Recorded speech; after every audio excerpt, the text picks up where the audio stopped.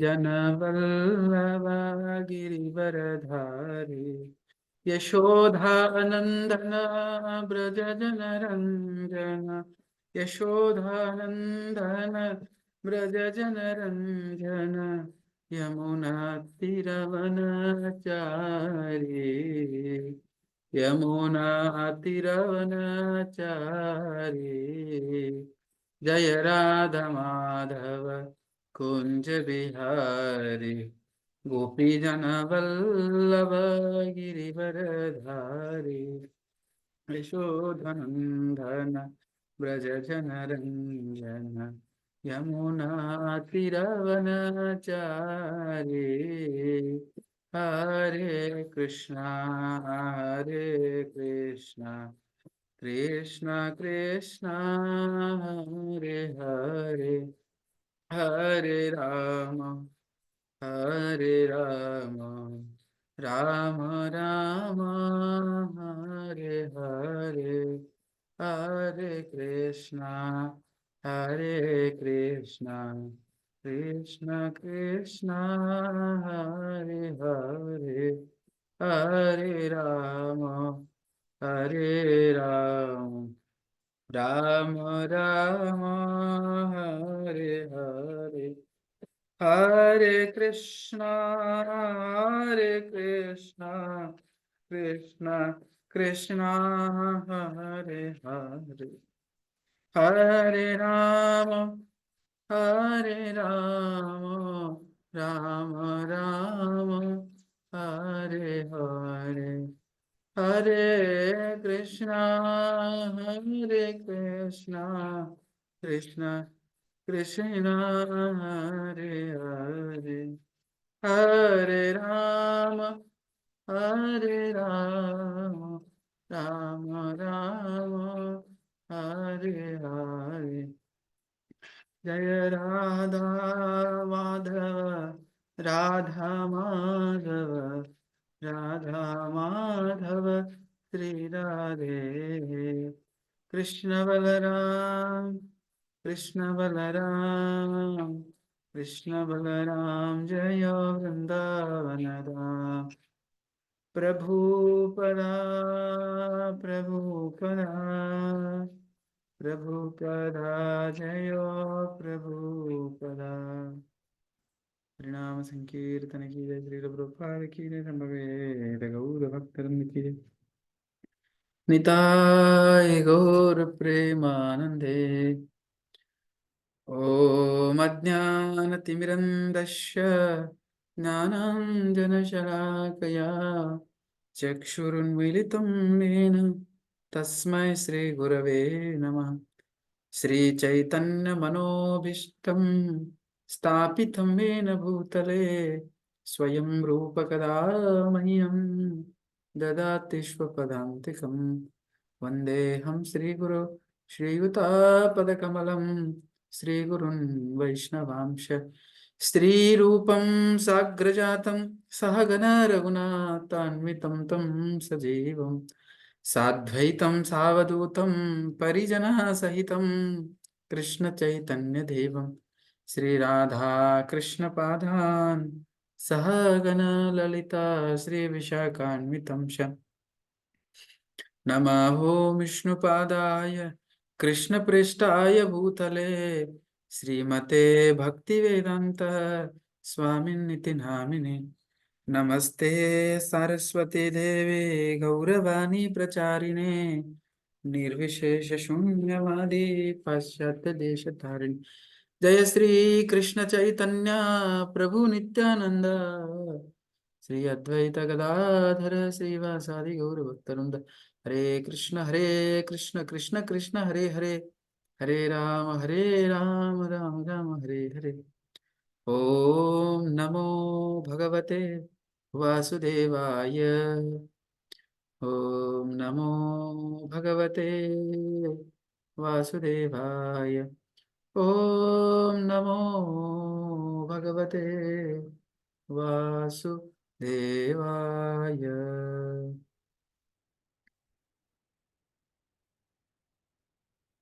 Hare Krishna. So ಮತ್ತೊಮ್ಮೆಲ್ಲರಿಗೂ ಭಕ್ತಿ ವೃಕ್ಷ ತತ್ಸಂಗ ದಲ್ಲಿ ಎಲ್ಲರಿಗೂ ಇವತ್ತಿನ ಸತ್ಸಂಗಕ್ಕೆ ಸ್ವಾಗತ. ಇವತ್ತು ಹೊಸ ಪುಸ್ತಕವನ್ನ ಪ್ರಾರಂಭ ಮಾಡ್ತಿದ್ದೇವೆ. ಎಲ್ಲರಿಗೂ ಗೊತ್ತಿದೆ. ಪುಸ್ತಕದ ಹೆಸರು ಜನನ ಮರಣಗಳ. ಹರೇ ಕೃಷ್ಣ ಪ್ರಭು. ಈ ಜನನ ಮರಣಗಳ ಆಚೆ ಏನು ಹೊಸ ಪುಸ್ತಕ ಇದೆ, ಇವತ್ತು ಇದನ್ನ ಪ್ರಾರಂಭ ಮಾಡ್ತೀವಿ. ಇದರಲ್ಲಿ ತುಂಬಾ ಮೋಸ್ಟ್ಲಿ ಒಂದು 5 ಅಧ್ಯಾಯಗಳಿದೆ ಇದರಲ್ಲಿದ್ದಾವೆ. ಮೊದಲೇ ಅಧ್ಯಾಯ ಫಸ್ಟ್ ನೋಡೋದು ಕಾನ್ಸೆಪ್ಟ್ ಯಾಕೆ ರಿಪೀಟ್ ಆಗ್ತಿದೆ ಇಲ್ಲೂ ಕೂಡ. ನಾನು ಈ ದೇಹವಲ್ಲ, ನಾವು ನಮ್ಮ ದೇಹಗಳಲ್ಲ, ಅಂದ್ರೆ ನಾನು ಈ ಶರೀರ ಅಲ್ಲ ಅನ್ನೋದು ಮೊದಲೇ ಅಧ್ಯಾಯ. ಎರಡನೇದ್ದು ಮರಣದ ಕಾಲದ ಔನ್ನತ್ಯ. ಮರಣ ಕಾಲದಲ್ಲಿ ಮರಣ ಕಾಲದಲ್ಲಿ ಹೆಂಗೆ ಔನ್ನತ್ಯ ಅಂದ್ರೆ ಏನ್ ಹೇಳಿ?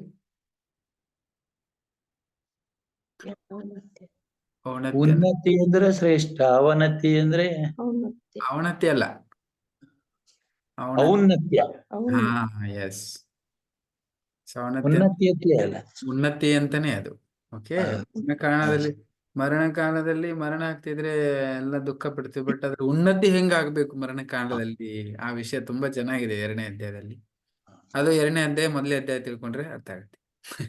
ಸೊ ಆಮೇಲೆ ಐಕ ಗ್ರಹಗಳಿಂದ ವಿಮೋಚನೆ, ಮತ್ತೆ ಬ್ರಹ್ಮಾಂಡದ ಆಚೆಗಿನ ಅಂಬರ, ಈ ಬ್ರಹ್ಮಾಂಡ ಬಿಟ್ಟು ಏನು ಹೊರಗಡೆ ಮತ್ತೇನಿದೆ ಅದ್ರ ಬಗ್ಗೆ ಇದೆ. ಕೃಷ್ಣ ಸಂಘದ ಸೌಭಾಗ್ಯ, ಹೀಗೆ 5 ಅಧ್ಯಾಯಗಳಿದಾವೆ. ಇವತ್ತು ಮೊದಲೇ ಅಧ್ಯಾಯವನ್ನ ನಾವು ಪ್ರಾರಂಭ ಮಾಡ್ತಿದ್ದೀವಿ. ನಾವು ನಮ್ಮ ದೇಹಗಳಲ್ಲ. ಇದನ್ನ ಪದೇ ಪದೇ ಕೇಳಿದ್ರಿ, ಎಲ್ಲ ಪುಸ್ತಕಗಳಲ್ಲೂ ಬಂದೇ ಬರುತ್ತೆ. ಇದು ಯಾವ ಪುಸ್ತಕನ ತಗೊಳ್ಳಿ, ಭಗವದ್ಗೀತೆ ಚರ್ಚೆ ಮಾಡ್ಲಿ, ಈ ಪದೇ ಪದೇ ಎಲ್ಲಾ ಕಡೆ ಒಂದೊಂದ್ ಕಡೆ ಬರುತ್ತೆ, ನಾ ಶರೀರ ಅಲ್ಲ, ಆತ್ಮ ಶರೀರ. ಒಂದ್ಸರಿ ಕ್ವಶನ್ ಬರ್ಬೋದು. ನಂಗೊಬ್ರು ನನ್ನ ಸ್ಟೂಡೆಂಟ್ ಒಬ್ರು ಇದ್ರು, ಇಂಜಿನಿಯರ್ ಅವ್ರಿದ್ದಾರೆ. ನಾನು ಅವ್ರಿಗೆ ಪ್ರತಿ ಸರಿ ಪುಸ್ತಕ ಓದಿ ಪ್ರಭುಪಾದರ ಗ್ರಂಥಗಳನ್ನ ಓದಿ, ಅವ್ರು ಸ್ವಲ್ಪ ಜಪ ಅಷ್ಟೇ ಮಾಡ್ತಾ ಇದ್ರು. ನಾನು ಅವ್ರಿಗೆ ಹೇಳ್ತಿದ್ದೆ, ಸ್ವಲ್ಪ ನೀವೇನ್ ಮಾಡಿ ರೆಗ್ಯುಲರ್ ಆಗಿ ಪುಸ್ತಕ ಓದಿ. ಯಾಕಂದ್ರೆ ಒನ್ಲಿ ಜಪ ಯಾರು ಮಾಡ್ತಾರೆ, ಶಾಸ್ತ್ರ ಅಧ್ಯಯನ ಯಾರು ಮಾಡೋದಿಲ್ಲ, ಸ್ವಲ್ಪ ಅವ್ರಿಗೆ ಕಷ್ಟ ಆಗುತ್ತೆ. ಜಪ ಅಷ್ಟೇ ಮಾಡ್ಕೊಂಡಿರೋದು ತುಂಬಾ ಬಹಳ ದಿನ ಇರಕ್ಕಾಗಲ್ಲ. ಒಂದ್ ವೇಳೆ ನಾವ್ ಇದ್ರೂ ಕೂಡ ರುಚಿ ಇರಲ್ಲ ಅದರಲ್ಲಿ. ಓಕೆ, ಮಾಡ್ಬೇಕಂತ ಮಾಡ್ತಾ ಇರ್ತೇವೆ ಅಷ್ಟೇ, ಒನ್ಲಿ ಜಪ ಮಾಡಿದ್ರೆ.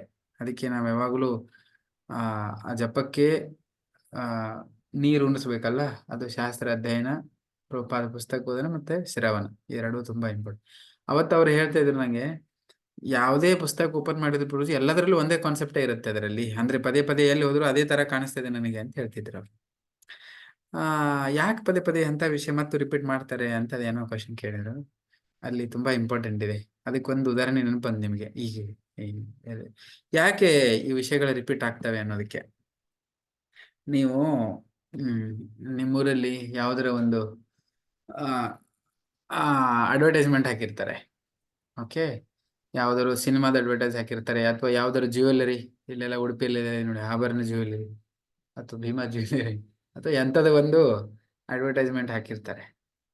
ಆ ಅಡ್ವರ್ಟೈಸ್ಮೆಂಟ್ ಒಂದ್ ಕಡೆ ಹಾಕಿ ಸುಮ್ಮನೆ ಬಿಡಲ್ಲ ಅವರು. ಒಂದು 10 ಮೀಟರ್ಗೆ ಒಂದೊಂದು ಅಡ್ವರ್ಟೈಸ್ಮೆಂಟ್ ಬೋರ್ಡ್ ಇರುತ್ತೆ. ರಸ್ತೆಯಲ್ಲಿ ಹೋಗ್ಬೇಕಾದ್ರೆ ನೋಡಿ ನೀವು, 10 ಮೀಟರ್ ಆದ್ಮೇಲೆ ಒಂದು ಬೋರ್ಡ್ ಇರುತ್ತೆ. ಸೇಮ್ ಮತ್ತೆ 10 ಮೀಟರ್ ಆದ್ಮೇಲೆ ಮತ್ತೆ ಅದೇ ಇರುತ್ತೆ, ಮತ್ತೆ 10 ಆದ್ಮೇಲೆ ಮತ್ತೊಂದು ಅದೇ ಇರುತ್ತೆ. 2 ಕಿಲೋಮೀಟರ್ 3 ಕಿಲೋಮೀಟರ್ ಹೋದ್ರು ಆ ಪೂರ್ ಸಿಟಿಯಲ್ಲಿ ಬರೋ ಅಡ್ವರ್ಟೈಸ್ಮೆಂಟ್ ಸೇಮೇ ಇರುತ್ತೆ. ಸೊ ಒಂದ್ಸರಿ ಹಾಕಿಬಿಟ್ರೆ ಮುಗಿಬೇಕಲ್ಲ, ಮತ್ತೆ ಯಾಕೆ ಪದೇ ಪದೇ ಪದೇ ಪದೇ 10 ಮೀಟರ್ಗೆ ಒಂದೊಂದು ಅಡ್ವರ್ಟೈಸ್ಮೆಂಟ್ ಹಾಕ್ತಾರೆ ಅವರು? ಯಾಕಿರ್ಬೋದು ಹೇಳಿ ಅದು? ಅದು ಬೇರೆ ಬೇರೆಯವರು ಅವ್ರ ಹೆಸರು ಬರ್ಬೇಕಂತ ತಿಳ್ಕೊಳ್ಬೇಕಲ್ಲ. ಅಲ್ಲಲ್ಲ, ಮರತೆ ಹೋಗ್ತದೆ. ಒಂದ್ಸರಿ ನೋಡಿದ್ರೆ ಮತ್ತೆ ಮರತೆ ಪದೇ ಪದೇ ನೆನಪು ಮಾಡ್ತಾರೆ. ಇದು ಆಕ್ಚುಲಿ ಪದೇ ಪದೇ ಪದೇ ಕಣ್ಣಿಗೆ ಇದ್ರ ಕಡೆ ಕಾಣಿಸ್ತಾ ಇತ್ತು ಅಂತ ಹೇಳಿದ್ರೆ, ಅದು ಆ ಹೆಸರು ಏನಿದೆಯಲ್ಲ ತಲೆಯಲ್ಲಿ ಕೂತ್ಕೊಳ್ತದೆ. ಅದಕ್ಕೆ ಶಾಸ್ತ್ರದಲ್ಲಿ ಅದೇ ರೀತಿ, ಶಾಸ್ತ್ರದಲ್ಲಿ ಏನಾಗಿದೆ ಅದನ್ನ ನೋಡಿ ನೋಡಿ ನೀವು ತುಂಬಾ ಜನ ನೋಡಿ ನೋಡಿ ನೋಡಿ ನೋಡಿ ನೋಡಿ ನೋಡಿ ನೋಡಿ ಒಂದ್ ಸರಿ ಅಲ್ಲ, ಯಾವಾಗ ಒಂದ್ಸರಿ ಇವತ್ತು ಅನಿಸ್ಲಿ ಅಂದ್ರು, ಇವತ್ತು ಅನಿಸಿದ್ರೆ ಅನಿಸ್ತು, ನಾಳೆ ಅನಿಸಿದ್ರೆ ಅವಾಗ ಅನಿಸ್ತು, ಇನ್ನೊಬ್ಬರಿಗೆ 4 ದಿನ ಆದ್ರೆ ಅನಿಸಿತ್ತು. ತುಂಬಾ ಟೈಮ್ ಅದೇ ನೋಡಿ ನೋಡಿ ನೋಡಿ ಒಬ್ಬೊಬ್ಬರಿಗೆ ನೋಡಿ ನೋಡಿ ಇಷ್ಟು ದಿನದಿಂದ ನೋಡ್ತಾ ಇದ್ದೇನೆ ದಿನ, ಇದ್ರಲ್ಲಿ ಏನಾದ್ರು ಇರ್ಬೋದು, ಸ್ವಲ್ಪ ನೋಡು ಹೋಗೋ ಅಂಗಡಿಗೆ ಅಂತೇಳಿ ಯಾವಾಗ ತಲೆಯಲ್ಲಿ ಬಂದೇ ಬರುತ್ತೆ ಒಬ್ಬರಿಗೆ. ಅರ್ಥ ಆಯ್ತಾ ನಿಮಗೆ? ಒಬ್ಬರಿಗೆ ನೋಡಿದ ತಕ್ಷಣ ಹೋಗ್ಬೇಕು ಅನಿಸ್ತದೆ, ಒಂದ್ ಸ್ವಲ್ಪ ಜನಕ್ಕೆ 2-3 ಅಡ್ವರ್ಟೈಸ್ ನೋಡಿದಾದ್ಮೇಲೆ 4 ತಾಸು ಅಂದ್ರೆ 4 ಗಂಟೆ ಆದ್ಮೇಲೆ ಅನಿಸ್ಬೋದು, ಇನ್ನು ನಾಳೆ ಅನಿಸ್ಬೋದು ಒಬ್ಬರಿಗೆ. ಹೀಗೆ ಬೇರೆ ಬೇರೆ ಸಮಯದಲ್ಲಿ ಬೇರೆ ಬೇರೆ ಅವರಿಗೆ ಕ್ಲಿಕ್ ಆಗತ್ತೆ ಅಲ್ಲಿ ಹೋಗ್ಬೇಕನ್ನೋದು. ಅದು ಸೈಕಾಲಜಿ ಅಂದ್ರೆ ಗೊತ್ತಾಯ್ತಾ? ಸೊ ಅದನ್ನ ಅಂಡರ್ಸ್ಟ್ಯಾಂಡ್ ಮಾಡ್ಕೊಂಡು ಅಡ್ವರ್ಟೈಸ್ಮೆಂಟ್ ಮಾಡ್ತಾರೆ. ಹಾಗೆ ಈ ಭೌತಿಕವಾಗಿ ಜನರ ಸೈಕಾಲಜಿ ಅರ್ಥ ಮಾಡ್ಕೊಂಡು ಇಂಥದ್ದು ಅಡ್ವರ್ಟೈಸ್ಮೆಂಟ್ ಮಾಡ್ತಾರೆ ಅಂತ ಹೇಳಿದ್ರೆ ವೇದಶಾಸ್ತ್ರಗಳು ಹೆಂಗೆ? ಅದಕ್ಕೆ ಪದೇ ಪದೇ ಪದೇ ಪದೇ ಪದೇ ನಮಗೆ ಮತ್ತೆ ಅದ್ರ ಬಗ್ಗೆ ಹೇಳಿ ಹೇಳಿ ಕಾಣಿಸಿ ನಮಗೆ ಅದ್ರ ಬಗ್ಗೆ ಒಂದು ಆಸಕ್ತಿ ಹುಟ್ಲಿ ಅಂತ ಅದೊಂದು. ಎರಡನೇದು ಇನ್ನೊಂದು ಕಾರಣ ಇದೆ. ಒಂದೇ ಸರಿ ಹೇಳಿದ್ರೆ ನಮಗೆ ತಿಳಿಯೋದಿಲ್ಲ. ಎಷ್ಟು ಜನಕ್ಕೆ ಇದೆ ಒಂದೇ ಸರಿ ಅದನ್ನೇ ಹೇಳಿ ಇನ್ನೊಂದ್ಸರಿ ಹೇಳಿದ್ರೆ ಮತ್ತೆ ಅದು ನೆನಪಿರೋದು ಮತ್ತೆ ತಿಳಿಯೋದಿಲ್ಲ. ಪದೇ ಪದೇ ಹೇಳ್ತಾನೆ. ನಾನು ಇದನ್ನೇ ಒಂದೇ ಕಾನ್ಸೆಪ್ಟ್ ಹೇಳ್ತೇನೆ. ಇದು ಬೇಸಿಕ್ ಇದು. ನಾನು ಶರೀರ ಅಲ್ಲ ಆತ್ಮನು. ನಾನು ಎಷ್ಟು ಪ್ರೋಗ್ರಾಮ್ ಮಾಡ್ತೇನಲ್ಲ, ನೀವ್ ಯಾರು ಅಂತ ಕೇಳಿದ್ರೆ ನಾ ಡಾಕ್ಟರ್ ಅಂತ ಹೇಳ್ತಾರೆ. ಎಷ್ಟು 2-3 ವರ್ಷಕ್ಕೆ ಭಗವದ್ಗೀತೆ ಕೋರ್ಸುನು ಮುಗಿಸಿದ್ದಾರೆ, ಜಪಾನು ಮಾಡ್ತಿದ್ದಾರೆ ಅಂತ ಹೇಳಿದ್ರೆ ಮತ್ತೊಂದೇನೋ ಹೇಳ್ತಾರೆ. ನೋಡಿ, ಎಷ್ಟೇ ಹೇಳಿದ್ರು ನಮಗೆ ತಲೆಯಲ್ಲಿ ಅದು ಈ ಯಾವುದ್ರ ಜೊತೆಗೆ ನಾವು ನಮ್ಮನ್ನು ಗುರುತಿಸ್ಕೊಂಡಿದೀವಲ್ಲ, ಜನ್ಮಾಂತರಗಳಿಂದ ಅದನ್ನ ಚೇಂಜ್ ಮಾಡಿಕೊಂಡು ಹೊಸದಾಗಿ ಇದ್ದಿರೋ ವಿಷಯಗಳನ್ನು ಅದನ್ನ ತಗೊಂಡು ಗುರುತಿಸ್ಕೊಂಡು ಅದ್ರ ಪ್ರಕಾರ ಇರೋದೆಲ್ಲ ತುಂಬಾ ಕಷ್ಟ ಆಗತ್ತೆ. ಅದಕ್ಕೆ ನಮಗೆ ಒಂದು ಸರಿ ಹೇಳಿದ್ರೆ ಅರ್ಥ ಆಗಲ್ಲ ನಿನಗೆ, ಪದೇ ಪದೇ ಪದೇ ಪದೇ ಪದೇ ಏನ್ ಮಾಡ್ಬೇಕು? ಹೇಳ್ಬೇಕು. ಅದರಿಂದ ನೀವು ಎಲ್ಲಿ ಹೋದ್ರು ಆ ಕಾನ್ಸೆಪ್ಟ್ ಮತ್ತೆ ಮತ್ತೆ ಬರ್ತಾನೆ ಇರುತ್ತೆ. ಇದೇ ಅದರ ಕಾನ್ಸೆಪ್ಟ್ ನಾನು ಹೇಳಿದೆ. ಅದು ಈಗ ವಿಚಾರ ಬರುತ್ತೆ. ಓಕೆ, ಈಗ ಇದರಲ್ಲಿ ಎಲ್ಲೋಯ್ತದು? ತುಂಬಾ ಚೆನ್ನಾಗಿದೆ. ಏನದು ಈ ಪುಸ್ತಕದಲ್ಲಿ ಫಸ್ಟಿಗೆ ಹೇಳ್ತಾರೆ, ದೇಹಿ ನಿತ್ಯಂ ಅವಧ್ಯೋಯಂ ದೇಹೆ ಸರ್ವಸ್ಯ ಭಾರತ ತಸ್ಮಾ ಸರ್ವಾಣಿ ಭೂತಾನಿ ನತ್ವಂ ಸೋಚಿತುಮರ್ಹಸಿ. ಅವಾಗ ಹೇಳ್ತಾರೆ, ಹೇ ಭರತ ವಂಶವನೇ, ಯಾರು? ಅರ್ಜುನಿಗೆ ಹೇಳ್ತಾರೆ ಕೃಷ್ಣ. ದೇಹವಾಸಿಯಾದವನು ನಿರಂತರ ಅವನನ್ನು ವಧಿಸುವುದು ಎಂದಿಗೂ ಸಾಧ್ಯವಿಲ್ಲ. ಆದ್ದರಿಂದ ನೀನು ಯಾವ ಜೀವಿಗಾಗಿಯೂ ಶೋಕ ಪಡಬೇಕಾಗಿಲ್ಲ. ಯಾವ ಒಬ್ಬ ವ್ಯಕ್ತಿ ನಿತ್ಯ ಅಮರ ಆಗಿದ್ದಾನಂದ್ರೆ ಕ್ವಶನ್ ಇಲ್ಲ ಅವನು ಸಾಯ್ತಾನೆ ಅನ್ನೋದು ವಿಷಯ. ಸಾಯೋ ಕ್ವಶನ್ ಅಲ್ಲ. ಯಾಕಂದ್ರೆ ಅಮರ ಅಂತ ಶಬ್ದ ಉಪಯೋಗ ಮಾಡಿ ನಾವು ಹೇಳ್ತಾ ಇದ್ದೀವಿ. ಅಮರ ಆತ್ಮ ಅಂತ ಹೇಳಿದಾಗ ಆ ಸಾಯುವ ಪ್ರಶ್ನೆ ಎಲ್ಲಿ ಬಂತು? ಅದಕ್ಕಾಗಿ ಆ ಶೋಕದಿಂದ ನೀನು ಹೊರಗೆ ಬಾ ಅಂತ ಯಾರು ಹೇಳ್ತಿದ್ದಾರೆ?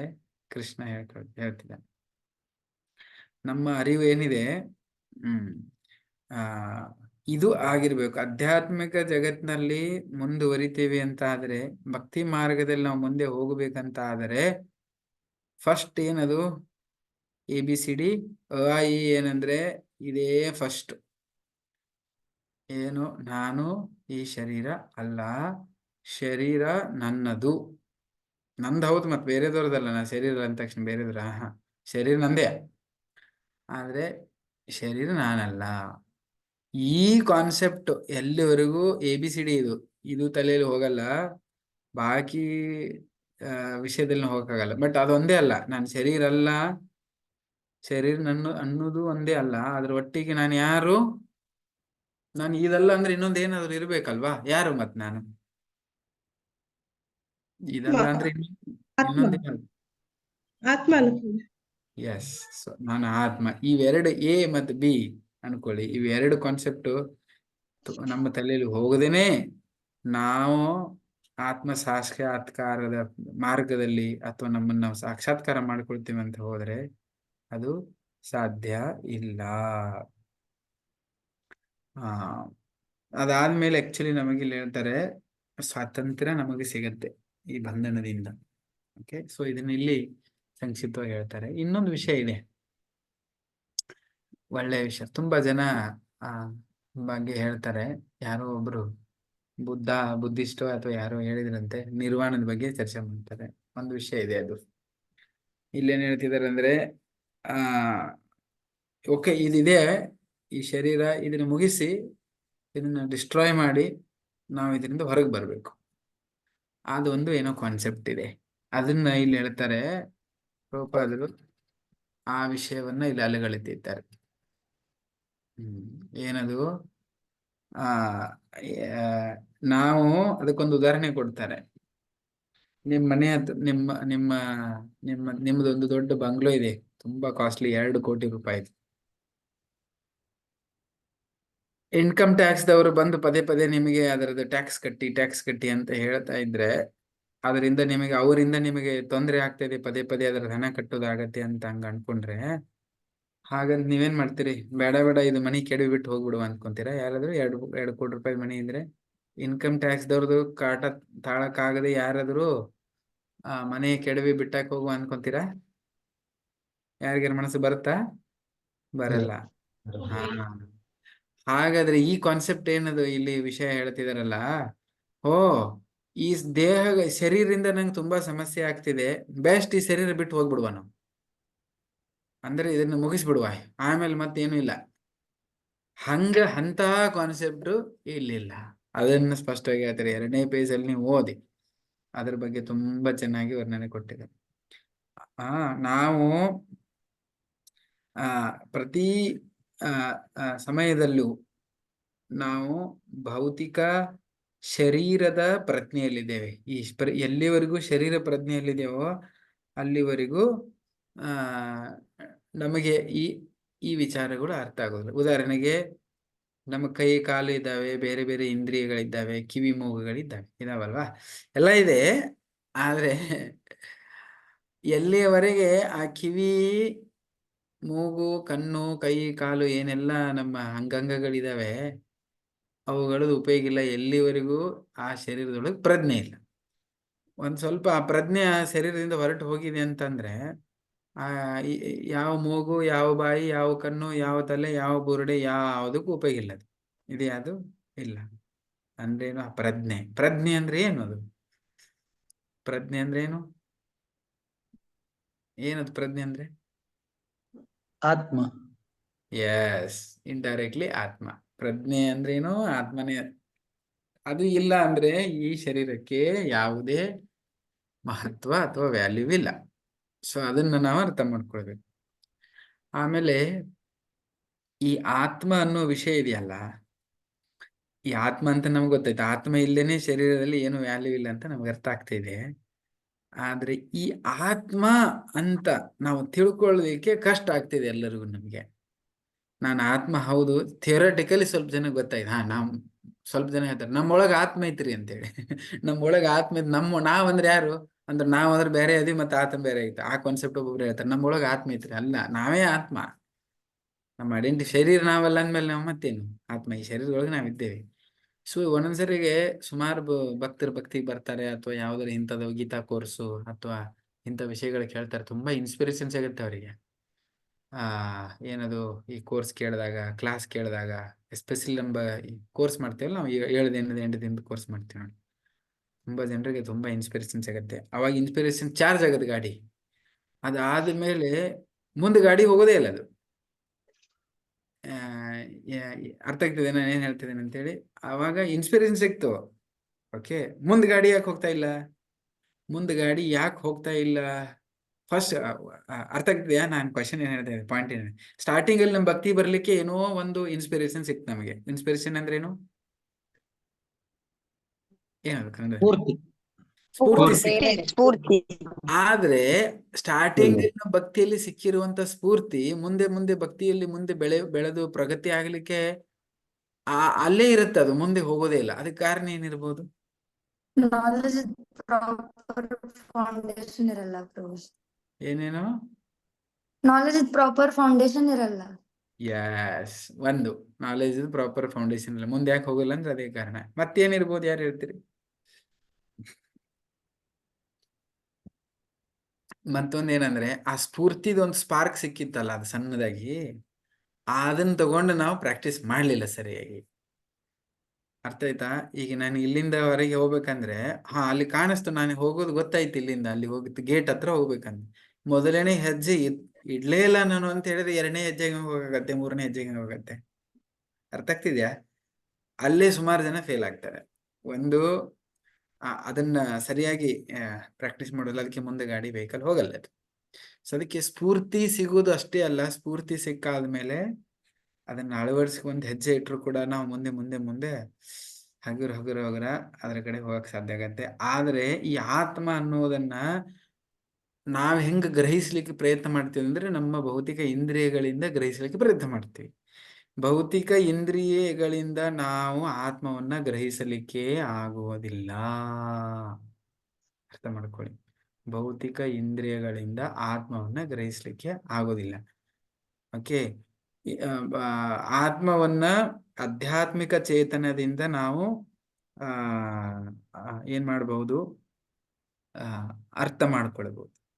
ಓಕೆ, ಅದಕ್ಕೆ ಅದಕ್ಕೆ ಉದಾಹರಣೆ ಕೊಡ್ತಾರೆ ಇಲ್ಲಿ. ಅದೇ ನಮ್ಗೆ ಇಂದ್ರಿಯದಿಂದ ನಾವು ಕಣ್ಣಿಂದ ನೋಡಕ್ ಆಗದಿದ್ರು ಹೆಂಗ್ ಅರ್ಥ ಮಾಡ್ಕೊಳ್ಬಹುದು, ಅದು ಇದೆ ಅಂತ ಹೆಂಗ್ ಅನ್ಕೊಳ್ಬಹುದು ಅಂತ ಕ್ವಶನ್ ಬರುತ್ತೆ ನಿಮ್ಗೆ.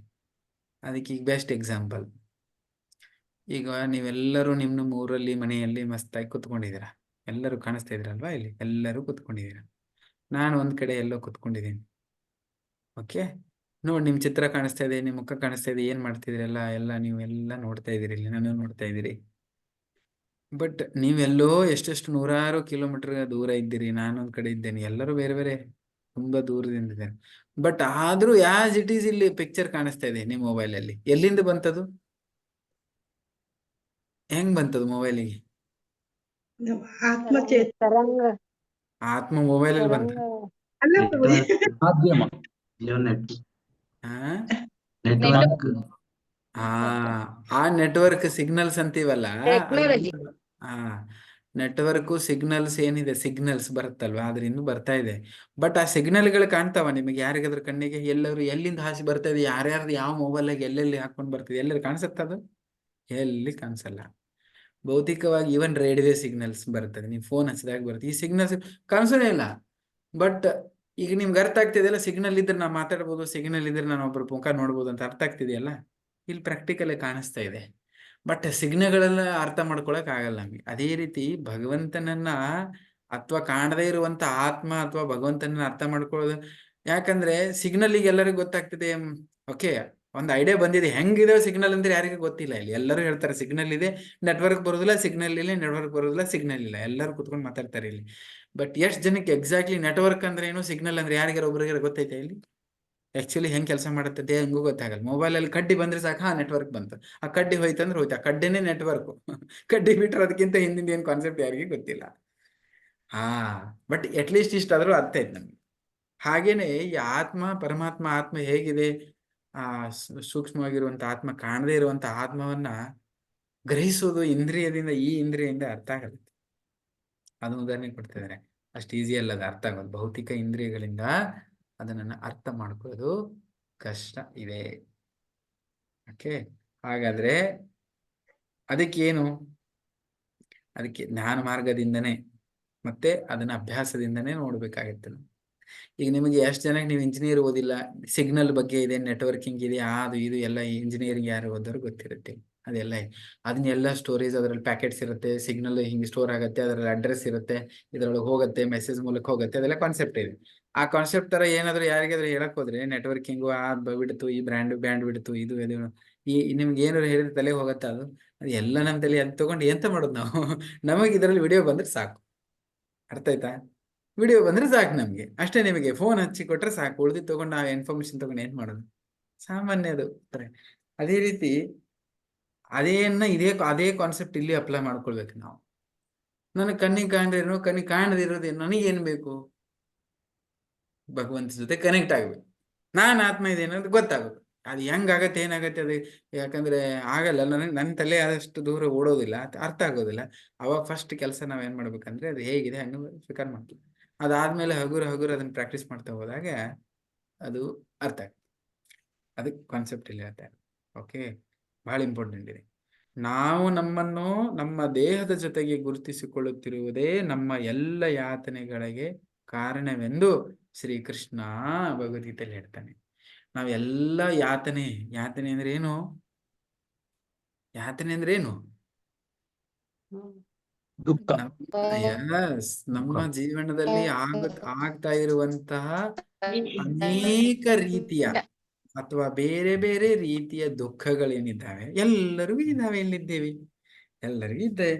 ಸೊ ಬೇರೆ ಬೇರೆ ಏನು ದುಃಖಗಳಿದ್ದಾವೆ, ಅವು ಎಲ್ಲವುಗಳಿಗೆ ಕಾರಣ ಏನೋ, ನಾವೇನ್ ಮಾಡಿದೀವಿ, ನಮ್ಮನ್ನ ಈ ಶರೀರದ ಜೊತೆಗೆ ಗುರುತಿಸ್ಕೊಂಡಿದೀವಿ.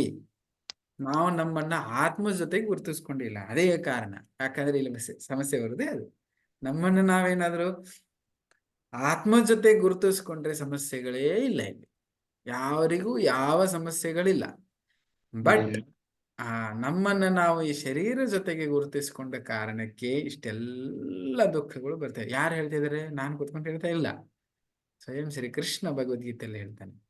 ಮಾತ್ರ ಸ್ಪರ್ಶಸ್ತು ಕೌಂತೆಯ ಶೀತೋಷ್ಣ ಸುಖ ದುಃಖದ ಆಗಮ ಪಾಯಿನೋ ನಿತ್ಯಾಸ್ತಾಂ ತಿತಿಕ್ಷಸ್ವ ಭಾರತ. ಹೇಗೆ ನಿನ್ನೆ ಮೊನ್ನೆನೆ ಚರ್ಚೆ ಮಾಡ್ತೇವೆ. ಶೀತ, ಉಷ್ಣ, ಸುಖ, ದುಃಖಗಳು ನಮ್ಮೆಲ್ಲರಲ್ಲಿ ತಾತ್ಕಾಲಿಕವಾಗಿ ಕಾಣಿಸ್ಕೊಳ್ತೇವೆ. ಹೇಗೆ ಮಳೆಗಾಲ ಬರುತ್ತೆ ಹೋಗುತ್ತೆ, ಚಳಿಗಾಲ ಬರುತ್ತೆ ಹೋಗುತ್ತೆ, ಬೇಸಿಗೆ ಬರುತ್ತೆ ಹೋಗುತ್ತೆ. ಆವಾಗ ಅದು ಬಂದಾಗ ತುಂಬಾ ಕಷ್ಟ ಆಗುತ್ತೆ. ನೀವೇನ್ ಮಾಡ್ತೀರಿ? ಬೇಸಿಗೆ ಬಂದಾಗ ಅಯ್ಯೋ ಬಿಸಿಲು, ಅಯ್ಯೋ ಬಿಸಿಲು, ಅಯ್ಯೋ ಹಿಂಗ್ಯಾಕಾಯ್ತು ನನಗೆ ಯಾಕಾಯ್ತು ಅನ್ಕೊಂತ ಯಾರು ಕುತ್ಕೊಳ್ತೀರಾ ನೀವು? ಯಾರು ಕುತ್ಕೊಳ್ಳಲ್ಲ. ಏನು ಗ್ಯಾರಂಟಿ ಇದೆ? ಇನ್ನು 1 ತಿಂಗಳಪ್ಪ, ಇನ್ನು 2 ತಿಂಗಳಪ್ಪ, ಇನ್ನೊಂದು 15 ಮುಗಿದು ಹೋಗ್ಬಿಡುತ್ತೆ, ಮಳೆ ಬರಸ್ತಾ ರಿಲ್ಯಾಕ್ಸ್ ಆಗ್ತಿದೆ, ಬಿಸಿಲು ಹೋಗ್ಬಿಡುತ್ತೆ ಅಂತ ಕಾನ್ಫಿಡೆಂಟ್ ಇದೆ. ತಾತ್ಕಾಲಿಕವಾಗಿ ನೀವು ಹೊರಗಡೆ ಹೋಗಬೇಕಾದ್ರೆ ಮಳೆ ದಪ ದಪ ರಪ ರಪ ಅಂತ ಸುರಿಲಿಕ್ಕೆ ಸ್ಟಾರ್ಟ್ ಆದ್ಮೇಲೆ ಅಯ್ಯೋ ಈಗ ಒಂದ್ ಸ್ವಲ್ಪ ಬರದ್ ಬಿಡು ಆಮೇಲೆ ಹೋಗತ್ತೆ ಬಿಡು ಅಂತ ಕಾನ್ಫಿಡೆಂಟ್ ಇಂದ ನಂಬಿಕೆ ಇದೆ. ಕಂಟಿನ್ಯೂ ಸುರಿಯೋದಿಲ್ಲ, ಹೋಗತ್ತೆ ಇದು. ಸುರಿದ್ರು ಕೂಡ ಎಷ್ಟು ದಿನ ಸುರಿಬೋದು? 8 ದಿನ ಕಂಟಿನ್ಯೂ, 15 ದಿನ, ಒಂದು ದಿನ ನಿಂತೇ ನಿಲ್ಲತ್ತಿ ಅನ್ನೋದು ಎಲ್ಲರಿಗೂ ಕಾನ್ಫಿಡೆಂಟ್ ಇದೆ. ಯಾರಿಗಾರ ಹಂಗಿದೆಯಾ? ಜೋರು ಮಳೆ ಬಂದಿದೆ ಅಂದ್ರೆ ನಿಲ್ಲುದಿಲ್ಲ, ಇದು ಜೀವನ ಪರ್ಯಂತ ನಿಲ್ಲುದಿಲ್ಲ ಅಂತ ಮಳೆ, ಇದು ನಾವು ಸಾಯಿವರೆಗೂ ನಿಲ್ಲುವಂತ ಹಂಗೇನಾದ್ರು ಯಾರಿಗಾರ ಅನ್ಸುತ್ತಾ? ಇದು ಯಾರಿಗೂ ಅರ್ಧ ಗಂಟೆ ಇರ್ಬೋದು, ಅಥವಾ 2 ಗಂಟೆ ಇರ್ಬೋದು, ಅಥವಾ ಇನ್ನೊಂದು ಗಂಟೆ ಇನ್ನೊಂದು 3/4 ಗಂಟೆ ಇರ್ಬೋದು, 2 ತಾಸು ಇರ್ಬೋದು, 4 ತಾಸು ಇರ್ಬೋದು, 1 ದಿನ ಇರ್ಬೋದು, 8 ದಿನ ಹಂಗೆ ಹೋಗತ್ತೆ ಅನ್ನುವ ಏನದು ನಂಬಿಕೆ ಇದೆ.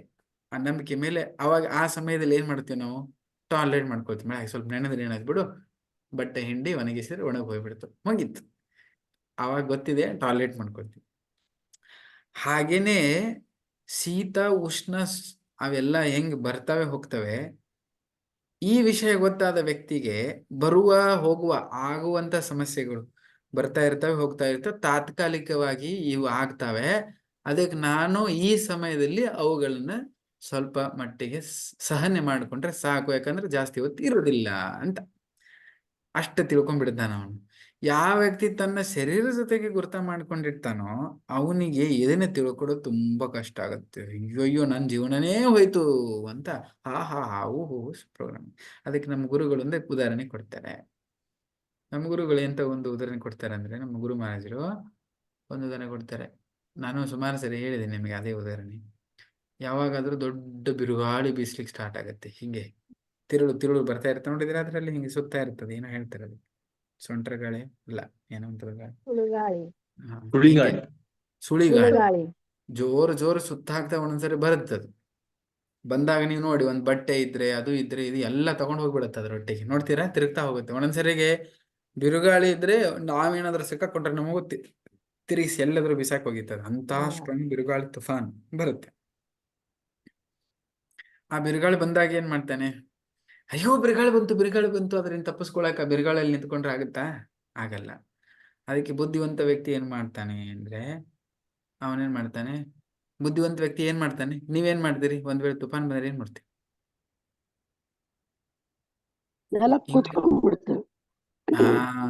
ಎಸ್. ಅವಾಗ ಏನ್ ಮಾಡ್ತದೆ? ಸಮಸ್ಯೆ ಬಂದಿತ್ತು ಅಂತದೆಲ್ಲ ಬಂತು ಅಂತ ಹೇಳಿದ್ರೆ ತುಫಾನ್ ತರನ ಬರ್ತಾವ, ನಮಗೆ ಬಿರುಗಾಳಿ ತರನ ನಮ್ ಜೀವನದಲ್ಲಿ ಬರ್ತವೆ.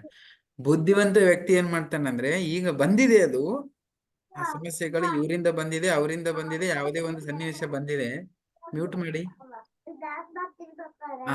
ಇದರಿಂದ ಬಂದಿದೆ, ಅದರಿಂದ ಬಂದಿದೆ. ಅವಾಗ ಏನ್ ಮಾಡ್ತಾನೆ ಆ ವ್ಯಕ್ತಿ ಅಂದ್ರೆ, ಅವನು ಸ್ವಲ್ಪ ತನ್ನಾಗಿ ಕೂತ್ಕೊಳ್ತಾನೆ. ಅದು ಆಗತ್ತೆ ಬಿಡು, ಆಗಿ ಹೋಗತ್ತೆ, ಸ್ವಲ್ಪ ತನ್ನಗ ಇರುವಂತೆ ಒಂದ್ ಕಡೆ ಕೂತ್ಕೊಳ್ತಾನೆ. ಈ 2 ದಿನ ನೆಲಕ್ಕೆ ಕೂತ್ಕೊಳ್ತೀವಂತೆ. ಹಂಗೆ ಬುದ್ಧಿವಂತ ವ್ಯಕ್ತಿ ಹಂಗೆ ಅರ್ಥ ಮಾಡ್ಕೊಳ್ತಾನೆ. ಅದು ಬರುತ್ತೆ, ಆಗಮ ಪಾಯಿನೋ ನಿಸ್ತ್ಯ ಸ್ಥಾಂ ತಿತಿಕ್ಷಸ್ವ ಭಾರತ. ಈಗ ಬರ್ತಾ ಇರ್ತವೆ, ಹೋಗ್ತಾ ಇರ್ತವೆ, ಅದ್ರ ಬಗ್ಗೆ ತಲೆ ಕೆಡಿಸ್ಕೊಳ್ಳೋದಿಲ್ಲ. ಇದು ಯಾರಿಗೆ ಇದು ಅರ್ಥ ಆಗಿದೆ ಅವನು ಆ ರೀತಿ ವಿಚಾರ ಮಾಡ್ತಾನೆ. ಓಕೆ. ಅದೇ ರೀತಿ ನೀವು ನೋಡಿ, ಮಳೆಗಾಲದಲ್ಲಿ ಎಷ್ಟು ಜನಕ್ಕೆ ಬಿಸಿನೀರು ಇಷ್ಟ ಆಗುತ್ತೆ ಸ್ನಾನ ಮಾಡ್ಲಿಕ್ಕೆ? ನಿಮ್ಗೆ ಯಾರಿಗೆ ಇಷ್ಟನೇ ಆಗಲ್ವಾ? Okay, very good. ಮಳೆಗಾಲದಲ್ಲಿ ತುಂಬಾ ಚಳಿ ಇರುವಾಗ ಬಿಸಿನೀರು ಎಲ್ಲರಿಗೂ ಇಷ್ಟ ಆಗುತ್ತೆ. ಓಕೆನಾ? ಸ್ವಲ್ಪ ಆದ್ರೂ ಬಿಸಿ ಬಿಸಿ ಬೇಕು ಅಂತ ಅಂತ ಅದೇ ಬಿಸಿನೀರು ಈ ಬೇಸಿಗೆಯಲ್ಲಿ ಯಾರಿಗಿಷ್ಟ ಆಗುತ್ತೆ? ಯಾರಿಗೂ ಬೇಡ. ಯಾವ ನೀರು ನಿಮಗಿಷ್ಟ ಆಯ್ತು ಆ ಸಮಯದಲ್ಲಿ ಅದೇ ನೀರು ಈ ಸಮಯದಲ್ಲಿ ಅದು ನಮಗಿಷ್ಟ ಆಗಲ್ಲ. ಅರ್ಥ ಆಗ್ತಿದೆಯಾ? ಯಾವ ನೀರು ಆ ಸಮಯದಲ್ಲಿ ಇಷ್ಟ ಆಯ್ತು ಅದೇ ನೀರು ಈ ಸಮಯದಲ್ಲಿ ನಮಗೆ ಇಷ್ಟ ಆಗಲ್ಲ. ಸಮಯ ಸಂದರ್ಭ. ಎಸ್. ಓಕೆನಾ? ಹಾಗೇನೆ ಅದು ಏನದು ಹಾಗೆ ಕಾನ್ಸೆಪ್ಟ್ ಏನದು? ಹಾಗಂತ ನಿಮಗೆ ಇಷ್ಟ ಆಗಿಲ್ಲ ಅಂತ ಅಂದಾಗ ಈ ಬೇಸಿಗೆ ಕಾಲದಲ್ಲಿ ನಿಮ್ಗೆ ಇಷ್ಟ ಆಗ್ಲಿಲ್ಲ ಅಂತ ಅಂದ್ರೆ ಏನಾದ್ರು ಆ ನೀರೇನಾದ್ರು ಬದಲಾವಣೆ ಆಯ್ತಾ? ನೀರು ಬದಲಾವಣೆ ಆಗಿಲ್ಲ. ಚಳಿಗಾಲದಲ್ಲೂ ಬಿಸಿನೀರೇ, ಬೇಸಿಗೆ ಕಾಲದಲ್ಲೂ ಬಿಸಿನೀರೇ. ಬಿಸಿನೀರ್ ಇದೆ, ಅದು ಚೇಂಜ್ ಆಗ್ಲಿಲ್ಲ. ಅದರದ್ದು ಹೀಟ್ ಆಗಿದ್ದು ಅದು ಶಾಖ ಅದು ಚೇಂಜ್ ಆಗಿಲ್ಲ. ಅದು ಬಿಸಿ ಬಿಸಿನೇ ಇದೆ, ನೀರೇ ಇದೆ. ಬಟ್ ನಮಗೆ ಯಾಕೆ ಒಂದ್ಸರಿ ಬೇಕು ಅನಿಸ್ತದೆ, ಇನ್ನೊಂದ್ಸರಿ ಬೇಡ ಅನಿಸ್ತಾ ಇದೆ? ಮಳೆಗಾಲ ಚಳಿಗಾಲ ಕಾರಣ ಇದೆಯಲ್ಲ ಮಳೆಗಾಲ ಅದಕ್ಕೆ. ಬೇಸಿಗೆಗಾಲ. ವಾತಾವರಣ. ಆ ವಾತಾವರಣ ಏನಿದೆಯಲ್ಲ ಅವಾಗ ನಮಗೆ ಬೇಕು ಅನಿಸ್ತದೆ, ಬೇಡ ಅನಿಸ್ತದೆ. ಹಂಗೇನೆ ಈ ಜಗತ್ತಿನಲ್ಲಿ ಅದು ಚೇಂಜ್ ಆಗ್ಲಿಲ್ಲ. ಅದು ಹೆಂಗಿರುತ್ತೆ ಹಂಗೆ ಇರುತ್ತೆ.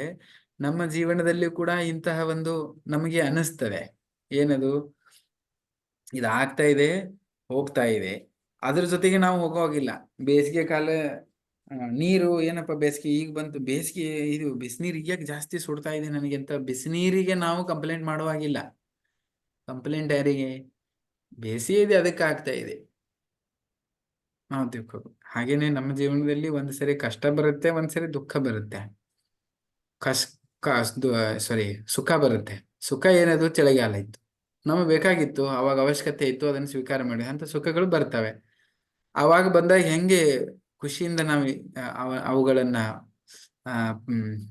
ತಗೊಳ್ತೀವಿ, ಅದೇ ರೀತಿ ಇನ್ನೊಂದು ಟೈಮಲ್ಲಿ ಅವನ್ನ ಟಾಲರೇಟ್ ಮಾಡ್ಕೊಳ್ಬೇಕಾಗತ್ತೆ.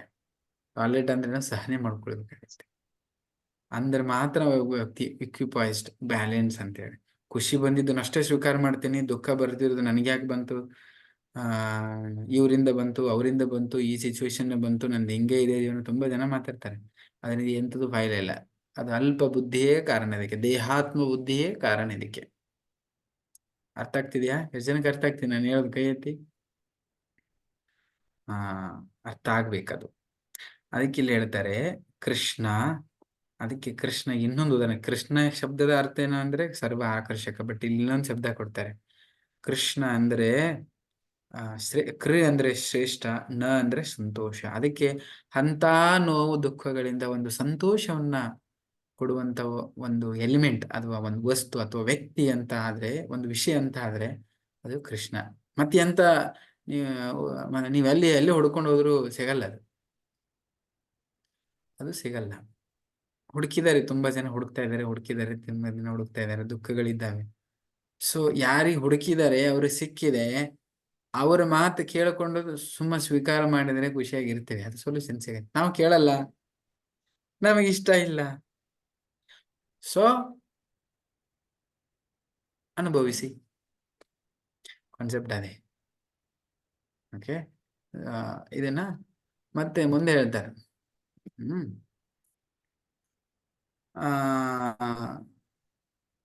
ನಿಮ್ಮ ಹತ್ರ ಒಂದು 50 ಲಕ್ಷ ರೂಪಾಯಿ ಕಾರ್ ಇದೆ ಅನ್ಕೊಳ್ಳಿ, ಅಥವಾ ಯಾವ ಕಾರ್ ಇದೆ. ಎಷ್ಟು ಜನಕ್ಕೆ ಉಪಯೋಗ ಇದೆ ಅದು ಕೈ ಎತ್ತಿ. ಒಂದ್ ವೇಳೆಗೆ ಕೈ ಎತ್ತಿ. ಕಾರ್ ಇದ್ರು ನಮಗೂ ಚೆನ್ನಾಗಿತ್ತು. ಅಥವಾ ನಿಮ್ಗೆ ಎಷ್ಟು ಜನ ಕಾರ್ ಉಪಯೋಗ ಇದೆ? ಕೈ ಎತ್ತಿ ಇಲ್ಲಿ ಕೂತ್ಕೊಂಡವ್ರಿಗೆ. ಕಾರ್ ಯಾರಿಗೂ ಇಷ್ಟ ಇಲ್ವಾ? ಓಹ್, ಕಾರ್ ಯಾರಿಗೆ ಇಷ್ಟ ಇದೆ? ಕೈ ಎತ್ತಿ. ಎಲ್ಲರಿಗೂ ಇಷ್ಟ ಇದೆ. ಒಂದ್ ವೇಳೆ ನಿಮ್ಮ ಹತ್ರ ಕಾರ್ ಬಂತು, ನಿಮಗೆ ಅದನ್ನು ಓಡ್ಸಾಕೆ ಬರುವುದಿಲ್ಲ, ಅವಾಗ ಫಸ್ಟ್ ಇಲ್ಲ ಅನ್ನೋದು ಒಂದು ಬೇರೆ ವಿಷಯ. ಈಗ ಇಲ್ಲ ಇಲ್ಲ ಇಲ್ಲ ಅನ್ನೋದು ಒಂದು ವಿಷಯ. ಒಂದ್ ವೇಳೆ ನಿಮ್ಮ ಹತ್ರ ಅದು ಕಾರ್ ಬಂತು, 50 ಲಕ್ಷ ಅಲ್ಲ 50 ಕೋಟಿ ರೂಪಾಯಿ ಕಾರ್ ಇದೆ, ಅದು ನಿಮಗೆ ಓಡಿಸ್ಲಿಕ್ಕೆ ಬರುವುದಿಲ್ಲ. ಎಷ್ಟು ಉಪಯೋಗ ಇದೆ ನಿಮಗೆ ಅದು ಕಾರು? ಏನೋ ಪ್ರಯೋಜನ ಇದೆ. ಏನು ಪ್ರಯೋಜನ ಇಲ್ಲ. ಓಡ್ಸಕ್ ಬರ್ಲಿಲ್ಲ ಅಂದ್ರೆ ಏನು ಪ್ರಯೋಜನ ಇಲ್ಲ. ನಂಗೆ ಗೊತ್ತಿದೆ ಪ್ರಾಕ್ಟಿಕಲ್ ಆಗಿ. ನಾವು ಕಾರ್, ಅದಕ್ಕೆ ನಾನು ಕಾರ್ ಕಲ್ತಿದ್ದು. ಹಂಗೆ ಆ ಉದಾಹರಣೆ ಕೊಡ್ತಾ ಇದ್ದೀನಿ ಅಂತ ಹೇಳ್ತೀನಿ. ನಾವು ಎಲ್ಲೋ ಸೇವೆಗೆ ಹೋಗ್ಬೇಕು, ಕಾರುಗಳಿದ್ದಾವೆ, ಅಲ್ಲಿದ್ದಾವೆ, ಇವ್ರದಿದೆ ಅವ್ರದಿದೆ ಕಾರು. ಪ್ರೋಗ್ರಾಮ್ಗೆ ಹೋಗಕ್ಕಾಗಲ್ಲ, ಸತ್ಸಂಗ್ ಮಾಡಕ್ಕಾಗಲ್ಲ. ಮತ್ತೆ ಅದಕ್ಕೊಬ್ರಿಗೆ ಇನ್ನೊಬ್ರಿಗೆ ಕಾಯ್ಬೇಕು, ಅದನ್ನ ಓಡಿಸ್ಕೊಂಡು ಹೋಗೋರಿಗೆ, ಡ್ರೈವಿಂಗ್ ಮಾಡೋರಿಗೆ. ನೀವು ಬನ್ನಿ, ನಾವು ಬನ್ನಿ, ನಾವು ಹೇಳ್ದಂಗೆ ಸಿಗಬೇಕು, ಅದೆಲ್ಲ ಸಮಸ್ಯೆ. ಅದಕ್ಕೆ ಬೆಸ್ಟ್ ವಿಚಾರ ಏನ್ ಮಾಡಿದೆ, ಸುಮ್ಮನೆ ಕಲ್ತ್ ಬಿಟ್ರೆ ಯಾವಾಗಾದ್ರೂ ಅವಕಾಶ ಸಿಗತ್ತೆ, ಸೇವೆ ಉಪಯೋಗ ಮಾಡ್ಬೋದು. ಸೊ ಹೀಗೆ ನಾವು, ನಮ್ಮ ಶರೀರ ಸಿಕ್ಕಿದೆ, ನಿಮ್ಗೆಲ್ಲರಿಗೂ ಶರೀರ ಇದೆ, ಇದು ಕಾರ್. ತುಂಬಾ ಬೆಲೆ ಬಾಳುವ ವಸ್ತು ಇದು ಶರೀರ ಅಲ್ವಾ? ತುಂಬಾ ಬೆಲೆ ಬಾಳುವ ಕಾರ್ ಇದು. ಯಾವ್ದದು ಬೆಲೆ ಬಾಳುವ ಕಾರ್? ಯಾವ್ದು? ಯಾವ ಕಾರ್ ಬಗ್ಗೆ ಹೇಳ್ತಾ ಇದ್ದೀನಿ ನಾನು? ಆತ್ಮ ದೇಹ. ಆತ್ಮ ನಮ್ಮ ಶರೀರ ಅಣುವನ್ನ ಹೇಳ್ತಾರೆ. ಅತಿ ಬೆಲೆ ಬಾಳುವ ಕಾರ್ ಇದೆ ಅಲ್ಲ ನಮ್ಮ ಹತ್ರ, ಅದು ಯಾವ್ದದು? ಏನ್ ಹೇಳ್ತಾ ಇದ್ದೆ ನಾನು? ಶರೀರ ಆತ್ಮ ಆ ಶರೀರ ಆತ್ಮ ಬೆಲೆ ಕಟ್ಟಕ್ಕಾಗೋದಿಲ್ಲ, ಅದು ಆಯ್ತು. ಆ ಶರೀರ ಸಿಕ್ಕಿದೆಯಲ್ಲ, ಆ ಶರೀರ ಬೆಲೆ ಬಾಳುವ ಇದೆ. ನಾವದನ್ನ ಶರೀರವನ್ನ ಹೇಗೆ ಉಪಯೋಗ ಮಾಡಿಕೊಳ್ಳಬೇಕು ಅನ್ನೋ ಜ್ಞಾನ ನಮಗಿಲ್ಲ ಅಂದ್ರೆ, ಹೇಗೆ ಕಾರ್ ಇದ್ದು ಕಾರನ್ನ ಹೆಂಗ್ ಓಡಿಸುವಂತ ಜ್ಞಾನ ನಮಗಿಲ್ಲ ಅಂದ್ರೆ ಕಾರ್ ಉಪಯೋಗ ಇಲ್ಲ ಅದು. ಅದೇ ರೀತಿ ನಮಗೆ ಈ ಶರೀರ ದೇವರು ಕೊಟ್ಟಿದ್ದಾನೆ, ಅದನ್ನ ನಾವ್ ಯಾವ್ಯಾವ ರೀತಿ ಹೇಗೆ ಉಪಯೋಗ ಮಾಡಬೇಕು ಅಂತ ನಮಗೆ ಅದರ ಬಗ್ಗೆ ಏನು ವಿಷಯ ಗೊತ್ತಿಲ್ಲ ಅಂದ್ರೆ, ಯಾವ ಒಬ್ಬ ವ್ಯಕ್ತಿ ಹತ್ರ 50 ಕೋಟಿ ರೂಪಾಯಿ ಕಾರ್ ಇದ್ದ ಅವನಿಗೆ ಉಪಯೋಗ ಇಲ್ಲವೋ, ಅದೇ ರೀತಿ ನಮ್ಮ ಈ ಸುಂದರ ಶರೀರ ಇದ್ದು ಕೂಡ ಏನು ಪ್ರಯೋಜನ ಇಲ್ಲ. ಯೋಗ ಇಲ್ಲ. ಪ್ರಯೋಜನ ಇಲ್ಲ. ಇದನ್ನ ನಾವು ಅರ್ಥ ಮಾಡ್ಕೊಳ್ಳಿ. ಏನು ಉಪಯೋಗ ಇಲ್ಲ. ಇದೆಲ್ಲದಕ್ಕೂ ಕಾರಣ ಏನು? ನಮ್ಮ ಮುಂದೆ ಹೇಳ್ತಾರೆ, ನಮ್ಮ ಇಂದ್ರಿಯಗಳು ಇಷ್ಟು ಸ್ಟ್ರಾಂಗ್ ಇದಾವೆ ಅಂದ್ರೆ, ಎಲ್ಲಾದ್ರೂ ಒಂದ್ಸರಿ ಕಣ್ಣು ಏನಾದ್ರು ನೋಡ್ತಾ ಅನ್ಕೊಳ್ಳಿ, ಯಾವ್ದಾದ್ರು ಒಂದು ವಿಷಯ ನೋಡ್ತಾ ಅಂದ್ರೆ ಕಣ್ಣು ಅಲ್ಲೇ ಎಳ್ಕೊಂಡು ಹೋಗ್ಬೇಕು ಅನಿಸ್ತದೆ. ಈಗ ಒಂದ್ಸರಿ ನೀವು ಮಾಲು, ಬಿಗ್ ಬಜಾರು, ಅಥವಾ ಏನೇನದಾವಲ್ಲ, ಡಿಮಾರ್ಟು, ಚಲ. ನಾವು ಹೋಗಿದ್ದು ಒಂದು ಐಟಮ್ ತಗೊಂಡ್ಬರ್ಲಿಕ್ಕೆ, ಬರುವಷ್ಟೊತ್ತಿಗೆ ಬ್ಯಾಗ್ ತುಂಬ್ಕೊಂಡು ತಗೊಂಡ್ಬರ್ತಾರೆ. ನೋಡಿದ್ರೆ ನೀವೇ ಹೋಗಿದ್ದು ತರ್ಲಿಕ್ಕೆ ಒಂದೇ ಅದು. ಅಲ್ಲಿ ಹೆಂಗಿದೆ ಅಂದ್ರೆ, ಹಿಂಗ್ ನೋಡುವಷ್ಟೊತ್ತಿಗೆ ಕಂಡದ್ದೆಲ್ಲ ಬೇಕು. ಈಗ ಇನ್ನೊಂದು ಕಾಣಿಸ್ತದೆ, ಅದ್ ಏನಿರ್ಬೋದು ನೋಡುವಂತಡಿ, ಹಗರ್ಕ ಕೈಯಾಗ ಹಿಡ್ಕೊಂಡು, ಇದೇನೋ ಚೆನ್ನಾಗಿರ್ತದೆ, ಇದಕ್ಕೆ ಯೂಸ್ ಇಲ್ಲ ಏನೋ ಗೊತ್ತಿಲ್ಲ, ಬಟ್ ಹಗರ್ಕ ಅದನ್ನ ಬಾಸ್ಕೆಟ್ ಅಲ್ಲಿ ಹಾಕೊಳ್ತಾರೆ. ಹಾಗೆ ಅದ್ರ ಪಕ್ಕಕ್ಕೆ ಇನ್ನೊಬ್ರು ಏನೋ ತಗೊಳ್ತಿರ್ತಾರೆ, ಇನ್ನೊಂದು ಐಟಮ್. ಅದಕ್ಕೆ ಈಗ ಇವೆಲ್ಲ ಮಾಲ್ ಸಿಸ್ಟಮ್ ಯಾಕೆ ಹಂಗ್ ಮಾಡಿದ್ ಗೊತ್ತಾ? ನೀವೇನಾದ್ರೂ ಅಂಗಡಿಗೆ ಹೋಳಿದ್ರೆ ನೀವೇನ್ ಕೇಳ್ತೀರ ಅದನ್ನ ಒಳಗಡೆ ಹೋಗಿ ತಗೊಂಬಂದ್ ಕೈಯಲ್ಲಿ ಕೊಡ್ತಿದ್ರೆ ಮೊದಲು, ಕೆಲಸ ಮುಗಿದು ಹೋಯ್ತು. ಈಗೇನದಂದ್ರೆ ಓಪನ್ ಇಟ್ರೆ, ನೀವು ಶೂಸು ಹಾಕೊಂಡ್ ಬನ್ನಿ, ನಿಮ್ಗೆ AC ಗೀಸಿ ಎಲ್ಲ ವ್ಯವಸ್ಥೆ ಮಾಡಿಕೊಟ್ಟಿ, ಬಂದು ಎಷ್ಟು ಹೊತ್ತು ಬೇಕಾದ್ರೂ ತಿರುಗಾಡಿ ನೋಡಿ ತೆಗೆದು ಕಿತ್ತಾಕಿ ಏನನ್ನು ಮಾಡಿ, ಬಂದ್ ತಗೊಳಕ್ ಹೋಗಿ ಅದನ್ನ ನೋಡಿ ಇದನ್ನ ನೋಡಿ ಅದನ್ನ ನೋಡಿ ಇದನ್ನ ನೋಡಿ, ಅದ್ರಲ್ಲಿ ಎಷ್ಟು ಗಂಟೆ ಹೋಗುತ್ತೆ, ಗಂಟೆ ಗಟ್ಲೆ ಸಮಯ ಹೋಗುತ್ತೆ. ಅದ್ರೊಟ್ಟಿಗೆ ಏನಾಗತ್ತೆ, ಒಂದು ಸಾಮಾನ್ ಖರೀದಿ ಮಾಡ್ಲಿಕ್ಕೆ ಹೋಗಿದ್ದು 10 ಸಾಮಾನ್ ತಗೊಂಡ್ ಮನೆಗೆ ಬರ್ತೇವೆ ಅನಾವಶ್ಯ. ಅದಕ್ಕೂ ಏನ್ ಕಾರಣ? ಅದಕ್ಕೆ ಮಾಲ್ದವ್ರದ ಕಾರಣ. ಅಷ್ಟ್ಯಾಕ್ ಸಾಮಾನ್ ಇಟ್ಟಿದ್ರು ಅವರು, ನಮ್ಗೆ ಬೇಕಾದಷ್ಟೇ ಇಡಬೇಕಿತ್ತು. ಅವ್ರ ಕಾರಣ ಅದಕ್ಕೆ ನಮ್ ಚಂಚಲ ಮನಸ್ಸು. ನಮ್ಮ ಇಂದ್ರಿಯಗಳು. ಕಣ್ಣು ಎಳಿತಾ ಹೋಯ್ತು, ಹಾಗೆ ನಮ್ಮ ಇಂದ್ರಿಯಗಳು ಇಳಿತಾ ಹೋಗುತ್ತೆ. ಅದಕ್ಕೆ ನೀವು ನೋಡಿ, ಸುಮಾರು ಜನ ಟ್ರೈನಲ್ಲಿ ಕೂತ್ಕೊಂಡಿರ್ತಾರೆ ಅಥವಾ ಬಸ್ ಸ್ಟ್ಯಾಂಡ್ ಅಲ್ಲಿ ನಿಂತ್ಕೊಂಡಿರ್ತಾರೆ. ಅವ್ರು ಕಡಲೆ ಬೀಜ ಅದೇನೋ ಸೇಲ್ ಮಾಡ್ಕೊಂಡ್ ಬರ್ತಾರೆ, ಅಥವಾ ಪಾವ್ ಬಜಿ ಅಥವಾ ವಡಾ ಪಾವ್ ಬರ್ತಾರೆ ನೋಡಿ, ಬಸ್ ಸ್ಟ್ಯಾಂಡ್ ಅಲ್ಲಿ ಇಲ್ಲೆಲ್ಲ ಇರ್ತಾರೆ ನೋಡಿ, ಬರ್ತಾರೆ ಅವರು. ಟೈಮ್ ಪಾಸ್ ಅಂತ ಏನೋ ಐಟಮ್ ತಗೊಂಡ್ ಬರ್ತಾರೆ. ಇವರು ನಿಂತ್ಕೊಂಡಿದ್ದ ಕಾರಣನೇ ಬೇರೆ, ಅಲ್ಲಿ ಮುಂದೆಲ್ಲೂ ಬಸ್ ಹತ್ತಬೇಕು, ಮುಂದೆ ಹೋಗುದಿದೆ ಅಥವಾ ಟ್ರೈನ್ ಹತ್ತಬೇಕು, ನಿಂತ್ಕೊಂಡಿದ್ದಾರೆ. ಇವರಿಗೆ ಆ ಲಕ್ಷ್ಯನೂ ಇಲ್ಲ, ನಾನಿಲ್ಲಿ ಬಂದು ಕಡಲೆ ಬೀಜ ತಿನ್ಬೇಕು ಅಥವಾ ಇಂಥ ಐಟಮ್ಸ್ ತಗೊಳ್ಬೇಕು, ಅದಕ್ಕೆ ಬಂದಿದ್ದು ಅಲ್ಲ, ಏನೂ ಅಲ್ಲ. ಬಟ್ ಆ ಐಟಮ್ಗಳ ಸುತ್ತಮುತ್ತ ಓಡಾಡಿ ಐಸ್ ಕ್ರೀಮು, ಬೇಸಿಗೆಯಲ್ಲಿ ಐಸ್ ಕ್ರೀಮ್ ಸಡನ್ ಆಗಿ ಏನಾಗ್ತದೆ, ನಮ್ಮ ಒಂದೊಂದೇ ಇಂದ್ರಿಯಗಳು ಎಳಿಲಿಕ್ಕೆ ಸ್ಟಾರ್ಟ್ ಮಾಡ್ತದೆ. ಹೀಗೆ ನಮ್ಮ ಇಂದ್ರಿಯಗಳು ಏನ್ ಮಾಡ್ತಿದ್ದೇವೆ ಅಂದ್ರೆ, ಕಣ್ಣಿಗೆ ಕಂಡಿದ್ದೆಲ್ಲ ಬೇಕಂತ ಭಾವನೆ ಇದೆ. ಅವು ಎಳಿತಾ ಎಲ್ಲಿ ಹೋಗಿತಾವ ಅಂತ ಹೇಳಿದ್ರೆ, ಇಂಥ ಅಂಧಕಾರ ಜಾಗಕ್ಕೆ ಹೋಗಿತಾವಂದ್ರೆ ಖಡ್ಡ ಅಂತಾರೆ. ಖಡ್ಡ ಅಂದ್ರೆ ಹಿಂದಿಯಲ್ಲಿ, ಕನ್ನಡದಲ್ಲಿ ಏನು? ಖಡ್ಡ ಅಂದ್ರೆ ಹೊಂಡ. ಎಸ್, ಹೊಂಡ. ಎಂತ ಹೊಂಡ ಅದು? ಕಗ್ಗತ್ತಲು ಇರುವಂತ ಹೊಂಡ. ಒಂದ್ ಈ ಕಡೆ ಎಳಿತದೆ, ಒಂದ್ ಆ ಕಡೆ ಎಳಿತದೆ, ಈ ಕಡೆ ಎಳಿತದೆ, ಆ ಕಡೆ ಎಳಿತದೆ, ಮನಸ್ಸು ಒಂದೇ ಎಳಿತಾ ಇರ್ತದೆ. ಹೇಳೋದು ತಗೊಂಡು ಆ ಕಗ್ಗತ್ತಲದ ಒಂದು ಹೊಂಡದಲ್ಲಿ ಹೋಗಿ ಹಾಕಿಬಿಡೋ ಕೆಲಸನೇ ಈ ಇಂದ್ರಿಯಗಳದ್ದು. ತುಂಬಾ ಸ್ಟ್ರಾಂಗ್ ಇದಾವೆ ಇಂದ್ರಿಯಗಳು. ಓಕೆ. ಇಂದ್ರಿಯಾನಾಂ ಹಿ ಚರತಾಂ ಯನ್ಮನೋನು ವಿಧೀಯತೆ ತದ್ದಶ್ಯ ಹರತಿ ಪ್ರಜ್ಞಾಂ ವಾಯುರ್ನಾವಂ ಇವಾಂಬಸಿ. ಬಲವಾಗಿ ಬೀಸುವ ಗಾಳಿಯು ನದಿಯ ಮೇಲಿನ ದೋಣಿಗಳನ್ನು ಹಾರಿಸಿ ಬಿಡುವಂತೆ ಮನಸ್ಸು ಆಸಕ್ತಿ ವಹಿಸುವ ಯಾವುದೇ ಒಂದು ಇಂದ್ರಿಯವೂ ಕೂಡ ವ್ಯಕ್ತಿಯ ಬುದ್ಧಿಯನ್ನು ಹಾರಿಸಿಕೊಂಡು ಹೋಗಿ ಬಿಡಬಹುದು. ಅದಕ್ಕೆ ಮೊನ್ನೆ ಸುನಾಮಿ ಅಥವಾ ಈ ಸೈಕ್ಲೋನು ಬಂದಾಗಿಲ್ಲಿ ಮೀನ ಹಿಡಿಯವರಿಗೆ ಅನೌನ್ಸ್ಮೆಂಟ್ ಮಾಡ್ತಾರೆ, ದೋಣಿಯವರು ನೀರಲ್ಲಿ ಹೋಗ್ಲಿಕ್ಕಿಲ್ಲ ಬಂದವರಿಗೆ. ಯಾಕೆ? ಅದೇನಾದ್ರು ಸೈಕ್ಲೋನ್ ಮೇಲೆ ಹಾರ್ಕೊಂಡು ಬಂತಂತಿದ್ರೆ ನೀರಲ್ಲಿ ಎಲ್ಲಿ ಹೋಗಿ ತಗೊಂಡು ಹೋಗಿ ಹಾಕ್ತದೋ ಗೊತ್ತಿಲ್ಲ, ಅದಕ್ಕೆ ಬಂದ್ ಮಾಡ್ತಾರೆ. ನೋಡಿದ್ರೆ ನೀವು ಅಲ್ಲೆಲ್ಲ ಹಾಕ್ತಾರೆ ನೋಡಿ, ಎಲ್ಲರೂ ಇಲ್ಲಿ ಅವರೇ ಇದ್ದೀರಿ, ಎಲ್ಲೆಲ್ಲ ದೋಣಿಯವ್ರಿಗೆ ಬಂದ್ ಮಾಡ್ತಾರೆ. ಹೇಗೆ ಎಂಥ ದೋಣಿ, ದೊಡ್ಡ ದೋಣಿ ಇದ್ರು ಕೂಡ, ಎಂಥ ಒಳ್ಳೆಯ ದೋಣಿ ಓಡಿಸ್ಕೊಂಡು ಹೋಗೋನಿದ್ರು, ಎಷ್ಟೇ ಕಾಸ್ಟ್ಲಿ ಇದ್ದಿದ್ರು ಅಥವಾ ಎಂಥದೇ ಈಜ್ ಬರೋನಿದ್ರು ಕೂಡ ಅಂಥವ್ರನ್ನ ಅಲ್ಲಿ ಒಳಗೆ ಕಳಿಸೋದಿಲ್ಲ. ಅದರಲ್ಲಿ ಸಿಕ್ಕಾಕೊಂಡಾದ್ಮೇಲೆ ಏನಾಗುತ್ತೆ ಅಂತ ಗ್ಯಾರಂಟಿ ಇಲ್ಲ. ಅದಕ್ಕೆ ಹೇಳ್ತಾರೆ. ಹಾಗೇನೆ ನಮ್ಮ ಇಂದ್ರಿಯಗಳು ಏನಂದ್ರೆ, ಹೇಗೆ ಈ ಗಾಳಿ ನೀರಿನ ಮೇಲೆ ಇರುವ ದೋಣಿಗಳನ್ನು ಕಿತ್ತಾಕೊಂಡು ಎಲ್ಲಾದ್ರೂ ಹೋಗಿ ಬಿಡ್ತದೋ, ಹಾಗೆ ನಮ್ಮ ಇಂದ್ರಿಯಗಳು ಹೆಂಗಿದಾವೆ ಅಂದ್ರೆ, ನಮ್ಮ ಬುದ್ಧಿ ಮನಸ್ಸಿನೊಂದಿಗೆ ಎಲ್ಲಿ ತಗೊಂಡು ಹೋಗಿ ಬೀಸಾಕ್ತವೆ, ಎಲ್ಲಿ ಹಾಕ್ತೇವೆ ಅಂತ ಗ್ಯಾರಂಟಿ ಇಲ್ಲ. ಅದಕ್ಕೆ ಹೇಳ್ತಾರೆ ಇಂದ್ರಿಯಗಳನ್ನ ವಶದಲ್ಲಿಟ್ಕೊಳ್ಳೋದು. ಅದಕ್ಕೆ ಗೋಸ್ವಾಮಿ ಅಂತ ಒಂದು ಶಬ್ದ ಯೂಸ್ ಮಾಡ್ತಾರೆ. ಗೋಸ್ವಾಮಿ ಅಂದ್ರೆ, ಗೋ ಅಂದ್ರೆ ಏನು ಸಾಮಾನ್ಯ ಅರ್ಥ? ಗೋ ಅಂದ್ರೆ ಏನು? ಹಸು. ಇನ್ನೊಂದು ಸಾಮಾನ್ಯವಾದ ಅರ್ಥ ಗೋ ಅಂದ್ರೆ ಇಂದ್ರಿಯಗಳು. ಇಂದ್ರಿಯಗಳು. ಸ್ವಾಮಿ ಅಂದ್ರೆ ಏನು? ಯಾವ ಒಬ್ಬ ವ್ಯಕ್ತಿ ತಮ್ಮ ಇಂದ್ರಿಯಗಳನ್ನು ವಶದಲ್ಲಿಟ್ಟುಕೊಂಡಿದ್ದಾನೆ ಅವನಿಗೆ ಗೋಸ್ವಾಮಿ ಅಂತ ಕರೀತಾರೆ. ಅದಕ್ಕೆ ನೀವು ನೋಡಿರ್ಬೋದು ಷಡ್ ಗೋಸ್ವಾಮಿಗಳು, ಚೈತನ್ಯ ಮಹಾಪ್ರಭುಗಳ 6 ಪ್ರಸಿದ್ಧ ಶಿಷ್ಯರಲ್ಲಿ ಷಡ್ ಗೋಸ್ವಾಮಿಗಳಿದಾರಲ್ಲ, ಪುಸ್ತಕ ಅಲ್ಲಿ ಫೋಟೋದಲ್ಲಿ ಇಡ್ತೇನೆ, 6 ಗೋಸ್ವಾಮಿಗಳ ಫೋಟೋ ಇದೆ, ಗೋಸ್ವಾಮಿಗಳು ಅಂತ. ಸೊ ಗೋಸ್ವಾಮಿ ಅಂದ್ರೆ, ಗೋ ಅಂದ್ರೆ ಇಂದ್ರಿಯಗಳು, ಸ್ವಾಮಿ ಅಂದ್ರೆ ಮಾಲೀಕ. ಅಂದ್ರೆ ಯಾರು ತಮ್ಮ ಇಂದ್ರಿಯಗಳನ್ನ ತಮ್ಮ ಹತೋಟಿಯಲ್ಲಿ ಇಟ್ಟುಕೊಂಡಿದ್ದಾನೆ ಆ ವ್ಯಕ್ತಿ ಗೋಸ್ವಾಮಿ. ಒಂದ್ ವೇಳೆ ಅವನಿಗೆ ತಮ್ಮ ಇಂದ್ರಿಯಗಳನ್ನ ಹತೋಟಿಯಲ್ಲಿ ಇಟ್ಕೊಳ್ಳಿಕ್ ಆಗಿಲ್ಲ ಅಂದ್ರೆ ಅವನಿಗೆ ಏನಂತ ಕರೀತಾರೆ? ಎಸ್, ಗೋದಾಸ. ಗೋದಾಸ ಅಂದ್ರೆ ಇವನು ಇಂದ್ರಿಯಗಳ ದಾಸ. ಇಂದ್ರಿಯಗಳು ಹೇಗೆ ಕೇಳ್ತಾವೆ ಹಾಗೆ ಮಾಡ್ಕೊಂಡಿರ್ತಾನೆ. ಇಂದ್ರಿಯಗಳ ಮಾಲೀಕಲ್ಲ, ಇಂದ್ರಿಯಗಳು ಇವ್ ಹೇಳ್ದಂಗೆ ಕೇಳಬೇಕು. ಬಟ್ ಇವನೇನ್ ಮಾಡ್ತಿದ್ದಾನೆ ಅಂದ್ರೆ, ನಾವು ಇಂದ್ರಿಯಗಳು ಹೆಂಗ್ ಕೇಳ್ತಾವೆ ಹೆಂಗ್ ಹೇಳ್ತಾವೆ ಹಂಗ್ ಕೇಳಿದ್ರೆ ಏನರ್ಥ? ಅದು ಇಂದ್ರಿಯಗಳ ದಾಸ, ಇಂದ್ರಿಯಗಳ ಮಾಲೀಕ ಅಲ್ಲ. ಇಂದ್ರಿಯಗಳ ಮಾಲೀಕ ಆಗ್ಲಿಲ್ಲ ಅಂದ್ರೆ, ಇಂದ್ರಿಯಗಳ ದಾಸರಾದ್ರೆ ಇಂದ್ರಿಯಗಳು ಎಲ್ಲಾದ್ರೂ ತಗೊಂಡು ಹೋಗ್ತಾರೆ. ಭೋಗೈಶ್ವರ್ಯ ಪ್ರಸಕ್ತಾನಾಂ ತಯಾ ಪರತ ಚೇತಸಾಂ ವ್ಯವಸಾಯಾತ್ಮಿಕ ಬುದ್ಧಿ ಸಮಧೌ ನ ವಿಧೀಯತೆ ತ್ರೈಗುಣ್ಯ ವಿಷಯ ವೇದ ನಿಸ್ತ್ರೈಗುಣ್ಯೋ ಭವಾರ್ಜುನ ನಿರ್ದ್ವಂದ್ವೋ ನಿತ್ಯ ಸತ್ವಸ್ಥೋ ನಿರ್ಯೋಗಕ್ಷೇಮ ಆತ್ಮವಾನ್.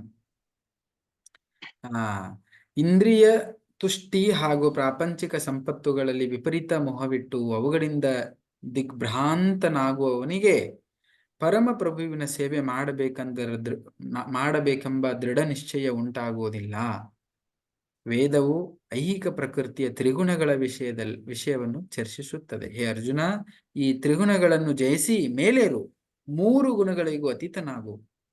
ಲಾಭಗಳಿಗೆ ಹಾಗೂ ರಕ್ಷಣೆಗಳ ಬಗೆಗಿನ ಎಲ್ಲ ದ್ವಂದ್ವಗಳಿಂದ ಆತಂಕಗಳಿಂದ ಮುಕ್ತನಾಗು, ಆತ್ಮದಲ್ಲಿ ಸ್ಥಿರನಾಗು. ಇದು ಹೇಳ್ತಾರೆ. ಯಾವ ವ್ಯಕ್ತಿ ತಮ್ಮ ಇಂದ್ರಿಯ ವಿಷಯದಲ್ಲಿ ದಿಗ್ಭ್ರಾಂತನಾಗಿದ್ದಾನೆ ಅವನು ಅಂತ ವ್ಯಕ್ತಿ ಭಗವಂತನ ಭಕ್ತಿ ಮಾಡ್ಲಿಕ್ಕೆ ಕಷ್ಟ ಆಗುತ್ತೆ, ತುಂಬಾ ಕಷ್ಟ ಆಗುತ್ತೆ. ಅವ್ನಿಗೆ ದೃಢ ನಿಶ್ಚಯ ಬರುವುದೇ ಇಲ್ಲ. ನಮ್ಗೆ ಯಾಕೆ ದೃಢತೆ ಬರ್ತಾ ಇಲ್ರಿ ಭಕ್ತಿ ಮಾಡೋ ವಿಷಯದಲ್ಲಿ? ಒಂದಿನ ಮಾಡ್ತೀವಿ, ಒಂದಿನ ಬಿಡ್ತೀವಿ. ಯಾಕಂದ್ರೆ ದೃಢ ನಿಶ್ಚಯ ನಮ್ಮಲ್ಲಿ ದೃಢತಾ ಬರ್ತಾ ಇಲ್ಲ. ದೃಢತಾ ಯಾಕೆ ಬರ್ತಾ ಇಲ್ಲ ಅಂದ್ರೆ, ಇಲ್ಲೇನಿದೆ, ವಿಪರೀತವಾಗಿ ನಾವು ದಿಗ್ಭ್ರಾಂತವಾಗಿದ್ದೇವೆ. ವಿಪರೀತವಾಗಿ ನಮ್ಮ ಮನಸ್ಸು ತುಂಬಾ ವಿಷಯಗಳಲ್ಲಿ ತೊಡಕು ಹಾಕೊಂಡಿದೆ. ಮನಸ್ಸುಗಳನ್ನ ತೊಡಕು ಬಿಚ್ಚಿಕೊಂಡು ನಾವು ಬಿಡಿಸಿ ಹೊರಗಡೆ ಎಲ್ಲಿವರೆಗೆ ಅವನ ವಾಪಸ್ ತಗೊಂಡ್ ಬರುವುದಿಲ್ಲ ಅಲ್ಲಿವರೆಗೂ ದೃಢವಾಗಿ ಇಲ್ಲಿ ನಿಂತ್ಕೊಳ್ಳಿಕ್ಕೆ ಆಗಲ್ಲ. ಭಕ್ತಿಯಲ್ಲಿ. ಸೊ ಅದೇ ಹೇಳ್ತಾ ಇರೋದು, ತುಂಬಾ ಕಷ್ಟದ ವಿಷಯ. ಅದಕ್ಕೆ ಹೇಳ್ತಾರೆ ಏನದು, ಈ ಅದಕ್ಕೆ ಈ ಜಗತ್ತಿನಲ್ಲಿ ಪದೇ ಪದೇಯಾಗಿ ಭಗವಂತ ಅವತರಿತಾಳೋದು. ಆಮೇಲೆ ಬೇರೆ ಬೇರೆ ರೀತಿಯ ಗ್ರಂಥಗಳು, ಇವನ್ ಬೈಬಲ್ ಇದೆ, ಇವನ್ ಕುರಾನ್ ಇದೆ, ಅಥವಾ ಭಗವದ್ಗೀತೆ ಇದೆ, ಇವೆಲ್ಲ ಏನೇನು ಪುಸ್ತಕಗಳಿದಾವೆ, ಅಲ್ಟಿಮೇಟ್ ಆಗಿ ಇದ್ರ ಉದ್ದೇಶ ಏನು, ಒಬ್ಬ ವ್ಯಕ್ತಿಯನ್ನ ಹಗುರ ಹಾಗೆ ನೈತಿಕತೆಯ ಮಾರ್ಗದಲ್ಲಿ ಹಗುರವಾಗಿ ಆ ವ್ಯಕ್ತಿಗೆ ಸನ್ಮಾರ್ಗದಲ್ಲಿ ಕರ್ಕೊಂಬರ್ಲಿಕ್ಕೆ ಇರುವಂತಹ ಇವೆಲ್ಲ ಗ್ರಂಥಗಳು. ಸನ್ಮಾರ್ಗದಿಂದ ಬಿಟ್ಟು ಬೇರೆ ಕೆಟ್ಟ ಮಾರ್ಗದಲ್ಲಿ ಹೋಗ್ಲಿಕ್ಕೆ ಕೊಟ್ಟಿರುವಂತಹ ಇವು ಯಾವುದೇ ಗ್ರಂಥಗಳು ಅಲ್ಲ. ಬಟ್ ಈ ಎಲ್ಲಾ ವಿಷಯಗಳನ್ನು ನಾವು ಚರ್ಚೆ ಮಾಡುವಾಗ ಕೇಳುವಾಗ ಸುಮಾರು ಬರೀ ಬೇರೆದವರಿಗೆ ಕಷ್ಟ ಆಗತ್ತೆ ಈ ವಿಷಯಗಳು. ಅಯ್ಯೋ ಇಂಥದ್ದು ಯಾಕ್ರಿ, ಅಂಥದ್ದು ಯಾಕೆ ಭಕ್ತಿ, ಅದಕ್ಕೆ ಕಾರಣ ಏನು? ಭಕ್ತಿ ಮಾಡ್ಬೇಕಂತ ಹೇಳಿದ್ರೆ ಈ ನಿಯಮ ಇದೆ, ಆ ನಿಯಮ ಇದೆ, ಅದು ಆಗತ್ತೆ, ಇದು ಆಗತ್ತೆ, ಬೆಳಗ್ಗೆ ಹೇಳ್ಬೇಕು, ಜಪ ಮಾಡ್ಬೇಕು, ಇಷ್ಟೆಲ್ಲ ಯಾಕೆ ಬೇಕು? ಇದೆಲ್ಲ ಈ ಭಾವನೆ ಯಾಕೆ ಬರುತ್ತೆ? ಇಲ್ಲಿವರೆಗೆ ನಾನು ಏನ್ ಹೇಳಿದ್ನಲ್ಲ, ಲಕ್ಷ ಕೊಟ್ಟು ಯಾರು ಕೇಳ್ತಾರೆ ಟಕ್ಕಂತ ಉತ್ತರ ಕೊಡ್ತೀರ ಅದಕ್ಕೆ. ಏನ್ ಕಾರಣ? ಇಂದ್ರಿಯಗಳಿಗೆ ವಶವಾಗಿದೆ. Yes. ಸುಖ. Yes. ಇದಕ್ಕೆ ನಮಗೆಲ್ಲ ಟೆನ್ಷನ್ ಆಗತ್ತಲ್ಲ ಭಕ್ತಿ ವಿಷಯ ಕೇಳಿದಾಗ. ಆ ಆಚರಣೆ ಇರ್ಬೋದು, ನಿಯಮ ಪಾಲನೆ ಇರ್ಬೋದು, ಓಕೆ, ಅದ್ ಯಾವುದೇ ವಿಷಯ ಕೇಳಿದಾಗ ನಮ್ಮ ಮನಸ್ಸು ಯಾವಾಗ ನಮಗ ಅಂತ ಹೇಳ್ತದ ನೋಡಿ, ಇದೇನೋ ತುಂಬಾನೇ ಆಯ್ತು, ಜಾಸ್ತಿನೇ ಆಯ್ತು, ಇದರಿಂದೇನೋ, ಇದರಿಂದ ಯಾಕಪ್ಪ ಇದು ಇಂಥ ಭಾವನೆ ಯಾವಾಗಾರು ಕಾಣಿಸ್ತು ಅಂತ ಹೇಳಿದ್ರೆ ಆ ನಿಯಮಗಳಲ್ಲಿ ಸಮಸ್ಯೆ ಇಲ್ಲ. ಯಾಕಂದ್ರೆ ಅದು ಸ್ವತಃ ಭಗವಂತ ಹಾಕಿಕೊಟ್ಟಿದ್ದು, ಆಚಾರ್ಯರು ಹಾಕಿಕೊಟ್ಟಿದ್ದು, ಅವುಗಳಲ್ಲಿ ಸಮಸ್ಯೆ ಇಲ್ಲ. ಸಮಸ್ಯೆ ಇರುವುದು ಎಲ್ಲಿ? ಸಮಸ್ಯೆ ಇರುವುದು ಎಲ್ಲಿ? ನಮ್ಮಲ್ಲಿ, ನಮ್ಮ ಹತ್ರ. ನಿಮ್ ಕಾರ್ ಓಡ್ಸಕ್ ಬರುದಿಲ್ಲ ಅಂದ್ರೆ ಕಾರಲ್ಲಿ ಸಮಸ್ಯೆನಾ, ನಿಮ್ಮಲ್ಲಿ ಸಮಸ್ಯೆನಾ? ನಮ್ಮಲ್ಲಿ ಸಮಸ್ಯೆ. ಅವಾಗ ಕಾರನ್ನ ದೂರುದಲ್ಲ, ಅಯ್ಯೋ ಕಾರ್ ಸರಿ ಇಲ್ಲ ಅಂತ. ಹಾಗೆ ನಮಗೆ ಸಮಸ್ಯೆ ಬರ್ತದಲ್ಲ ಭಕ್ತಿ ಆಚರಣೆಯಲ್ಲಿ, ಅನುಷ್ಠಾನದಲ್ಲಿ, ನಿಯಮಗಳಲ್ಲಿ ಸಮಸ್ಯೆ ಯಾರದು? ಸಮಸ್ಯೆ ಯಾರದು? ನಮ್ದು. ನಿಯಮಲ್ಲ. ಯಾರವರು? ಸ್ಪೆಷಲ್. ಅದಕ್ಕೆ ಈ ದ್ವಂದ್ವ ಇದೆ, ಈ ಇಂದ್ರಿಯಗಳ ದ್ವಂದ್ವ ಇದೆ ಅಲ್ವಾ, ದ್ವಂದ್ವಗಳು ನಮ್ಮನ್ನ ಇಲ್ಲಿ ಕಟ್ಟಿ ಹಾಕ್ತಾರೆ. ಅದಕ್ಕೆ ದ್ವಂದ್ವದಿಂದ ಹೊರಗಡೆ ಬರಬೇಕು. ಓಕೆ. ಎಲ್ಲಿವರೆಗೂ ನಮ್ಮ ಇಂದ್ರಿಯಗಳು ಈ ಭೌತಿಕ ಬೇರೆ ಬೇರೆ ವಿಷಯಗಳ ಸಂಪರ್ಕದಲ್ಲಿದ್ದಾವೆ, ಅಲ್ಲಿಯವರೆಗೆ ಅವುಗಳು ಯಾವಾಗಲೂ ದ್ವಂದ್ವವಾಗಿ ಇರ್ತವೆ. ಯಾಕಂದ್ರೆ ನೋಡೋದೆಲ್ಲ ಹೀಗೆ ಅನಿಸ್ತವೆ, ಇದ್ದಿರೋ ವಿಷಯ ಅಲ್ಲಿ ಕಾಣಿಸೋದಿಲ್ಲ, ಇರದೇ ಇರೋ ವಿಷಯ ಕಣ್ಣಿಗೆ ಕಾಣಿಸುತ್ತೆ, ಅದರಿಂದ ಖುಷಿ ಇಲ್ಲ. ಕಣ್ಣಿಗೆ ಕಾಣಿಸೋ ವಿಷಯಗಳು ಕಣ್ಣು ಮುಂದೆ ಇದ್ದಾವೆ, ಆ ವಿಷಯದಲ್ಲಿ ಅಂತೂ ಸ್ವಲ್ಪನೂ ಖುಷಿ ಇಲ್ಲ. ಬಟ್ ಖುಷಿ ಇರುವಂತ ವಿಷಯಗಳನ್ನು ಯಾರಾದ್ರೂ ಹೇಳ್ತಾರೆ, ಅದು ನಮ್ಮ ತಲೆಯಲ್ಲಿ ಹೋಗಲ್ಲ. ಯಾಕಂದ್ರೆ ಅದು ನಮಗೆ ನಾವು ಇಲ್ಲೇ ತೊಡಕೊಂಡಿದೀವಿ, ಆ ವಿಷಯ ಹೆಂಗ್ ಹೋಗತ್ತೆ? ಅದು ಮ್ಯಾಚೇ ಆಗಲ್ಲ. ಇದೇ ಏನ್ ಹೇಳ್ತಾರೆ ಇದಕ್ಕ, ಅದೇನೋ ಟಗ್ ಆಫ್ ವಾರ್ ಅಂತ ಹೇಳ್ತಾರಲ್ಲ, ಆಟ ಆಡ್ತಿರ್ತಾರೆ ಮಕ್ಕಳು, ಟಗ್ ಆಫ್ ವಾರ್. ಈ ಕಡೆ ಹಗ್ಗ ಇಟ್ಕೊಂಡು ಹೇಳ್ತಿರ್ತಾರೆ, ಈ ಕಡೆ ಹಗ್ಗ ಇಟ್ಕೊಂಡು ಹೇಳ್ತಾರೆ, ಈ ಕಡೆ ಈ ಕಡೆ ಹೇಳ್ತಾರೆ. ಈ ಆಟ ನಡೆದ್ಬಿಟ್ಟಿದೆ, ಈ ಕಡೆ ಎಳ್ಕೊಂಡು ಹೋಗೋದು, ಈ ಕಡೆ ಎಳ್ಕೊಂಡು, ಅದು ಏನಂತಾನೆ ಗೊತ್ತಾಗಲ್ಲ, ಇಲ್ಲಿ ನಿಲ್ಲಕ್ಕಾಗಲ್ಲ. ಯಾಕಂದ್ರೆ ಆ ಇಂದ್ರಿಯ ತೃಪ್ತಿಗಳಲ್ಲಿ ಜಾಸ್ತಿ ಹೊತ್ತು ನಿಲ್ಲಕ್ಕಾಗಲ್ಲ, ಅದು ಬೇಕಂತ ಹೋದಾದ್ಮೇಲೆ. ಯಾಕಂದ್ರೆ ಅಲ್ಲಿ ಏನು ಟೇಸ್ಟೇ ಕೊಡೋದಿಲ್ಲ ಅವು. ಅದಕ್ಕೆ ಅದನ್ನೆಲ್ಲ ಪಡ್ಕೊಂಡಾದ್ಮೇಲೆ ಖುಷಿ ಅಂತದ್ದು ಇರೋದೇ ಇಲ್ಲ. ಓಕೆ, ಅಲ್ಲಿ ಆಗೋಲ್ಲ ಅಂತ ಇಲ್ಲಿ ಬರ್ತೇನೆ ಅಂತ ಹೇಳಿದ್ರೆ, ಇದು ಸರಿಯಾಗಿ ಇದನ್ನ ಪಾಲನೆ ಮಾಡ್ಬೇಕಾಗತ್ತೆ, ಸರಿಯಾಗಿ ಹೇಗಿದೆ ಹಾಗೆ ಔಷಧ ತೊಗೊಳ್ಬೇಕಾಗ ಮಾಡೋದಿಲ್ಲ.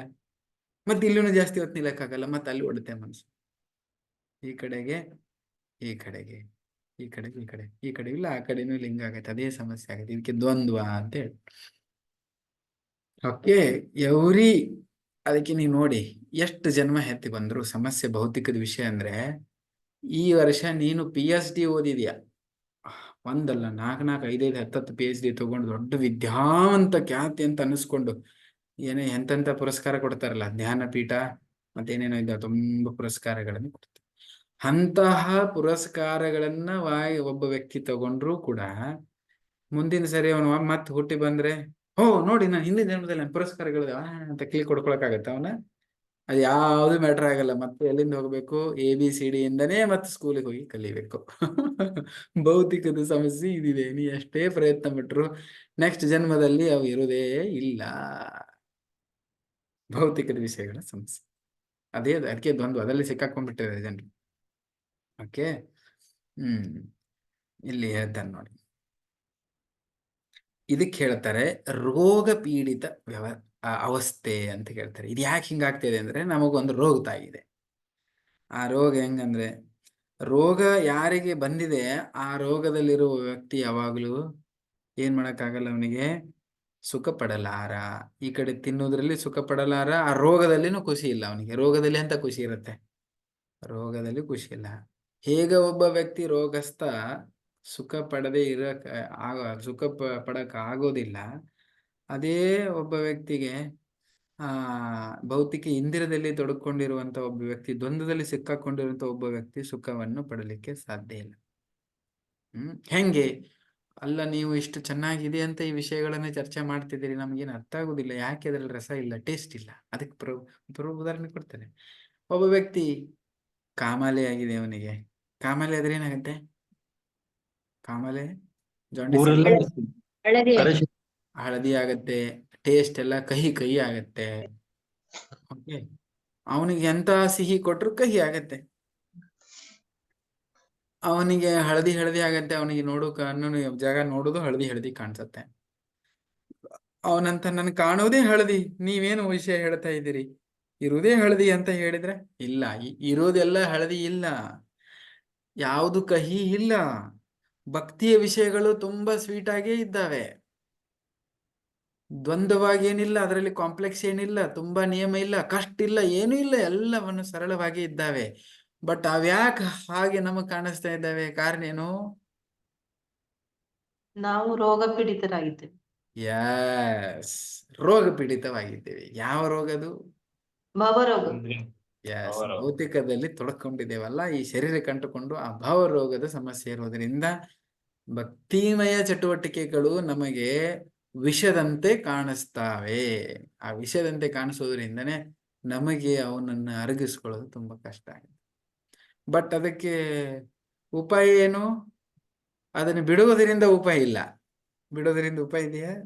ಜಾಂಡೀಸ್ ಆದವನಿಗೆ, ಕಾಮಲೆ ಆದವನಿಗೆ, ಅವನಿಗೆ ಏನು ಕಬ್ಬಿನ ಹಾಲು ಕುಡಿಲಿಕ್ಕೆ ಹೇಳ್ತಾರಲ್ವಾ, ಅದನ್ನ ಕುಡಿದ್ರೆ ಅವನಿಗೆ ಆರಾಮಾಗತ್ತೆ. ಆ ಕಬ್ಬಿನ ಹಾಲು ವಿಷ ಕಾಣಿಸುತ್ತೆ.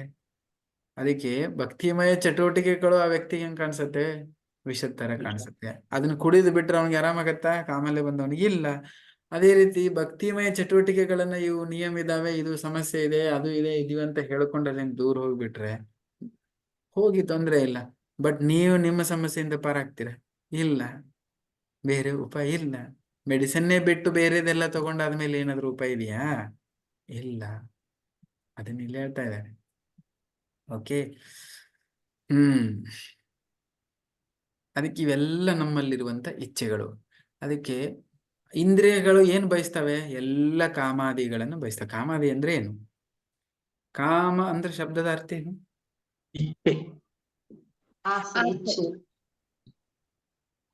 ಥಿಂಕ್ ಮಾಡಿ ಹೇಳಿ. ಓಕೆ, ಆಸೆ ಹೇಳಿದಾದ್ಮೇಲೆ ಮತ್ತೆ ರಿಪೀಟ್ ಮಾಡಬೇಡಿ. ಮತ್ತೆ ಬೇರೆ ಏನಾದ್ರು ಇದ್ರೆ ಹೇಳಿ. ಯಾರು ಹೇಳ್ತೀರಿ? ಥಿಂಕ್ ಮಾಡಿರಿ. ಕಾಮ ಅಂದ್ರೆ ಏನು? ಬಯಕೆ. ಓಕೆ, ಆಸೆ ಬಯಕೆ ಒಂದೇ ಆಯ್ತು ಅದು. ಬೇರೆ ಹೇಳಿ. ಮತ್ತೆ ಇಂಗ್ಲಿಷ್ ಅಲ್ಲಿ ಹೇಳ್ಬೇಕು, ಡಿಸೈರ್ ಅಂತ ಹೇಳ್ಬೇಡಿ. ಮತ್ತೆ ನಾನು ಹಂಗೆ ಹೇಳಿದ್, ಸೇಮ್ ಒಂದೇ ಮೀನಿಂಗ್ ಬೇರೆ ಬೇರೆ ಕೇಳ್ತಾ ಇಲ್ಲ, ಬೇರೆ ವ್ಯಾಖ್ಯೆ ಇದ್ರೆ ಕೊಡಿ. ಕಾಮ ಅಂದ್ರೆ ಅಂದ್ರೆ ಇಷ್ಟಪಟ್ಟದನ್ನ ಪಡ್ಬೇಕನ್ನೋ ದುರಾಸೆ. Okay, very good. ಮತ್ತೆ ಸುಖ. ಓಕೆ, ಹಾ. ಮತ್ತೆ ಯಾರು ಹೇಳ್ತೀರಿ? ಬೇರೆ ವ್ಯಾಖ್ಯೆ ಕೊಡಿ ಕಾಮ ಅನ್ನೋದಕ್ಕೆ.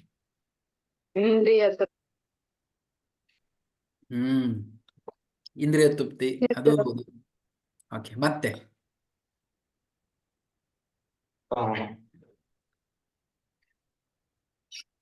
ನಮ್ಮ ಒಬ್ರು ನೋಡಿದ್ದೆಲ್ಲ ಬೇಕೆನ್ನುವಂಥದ್ದು.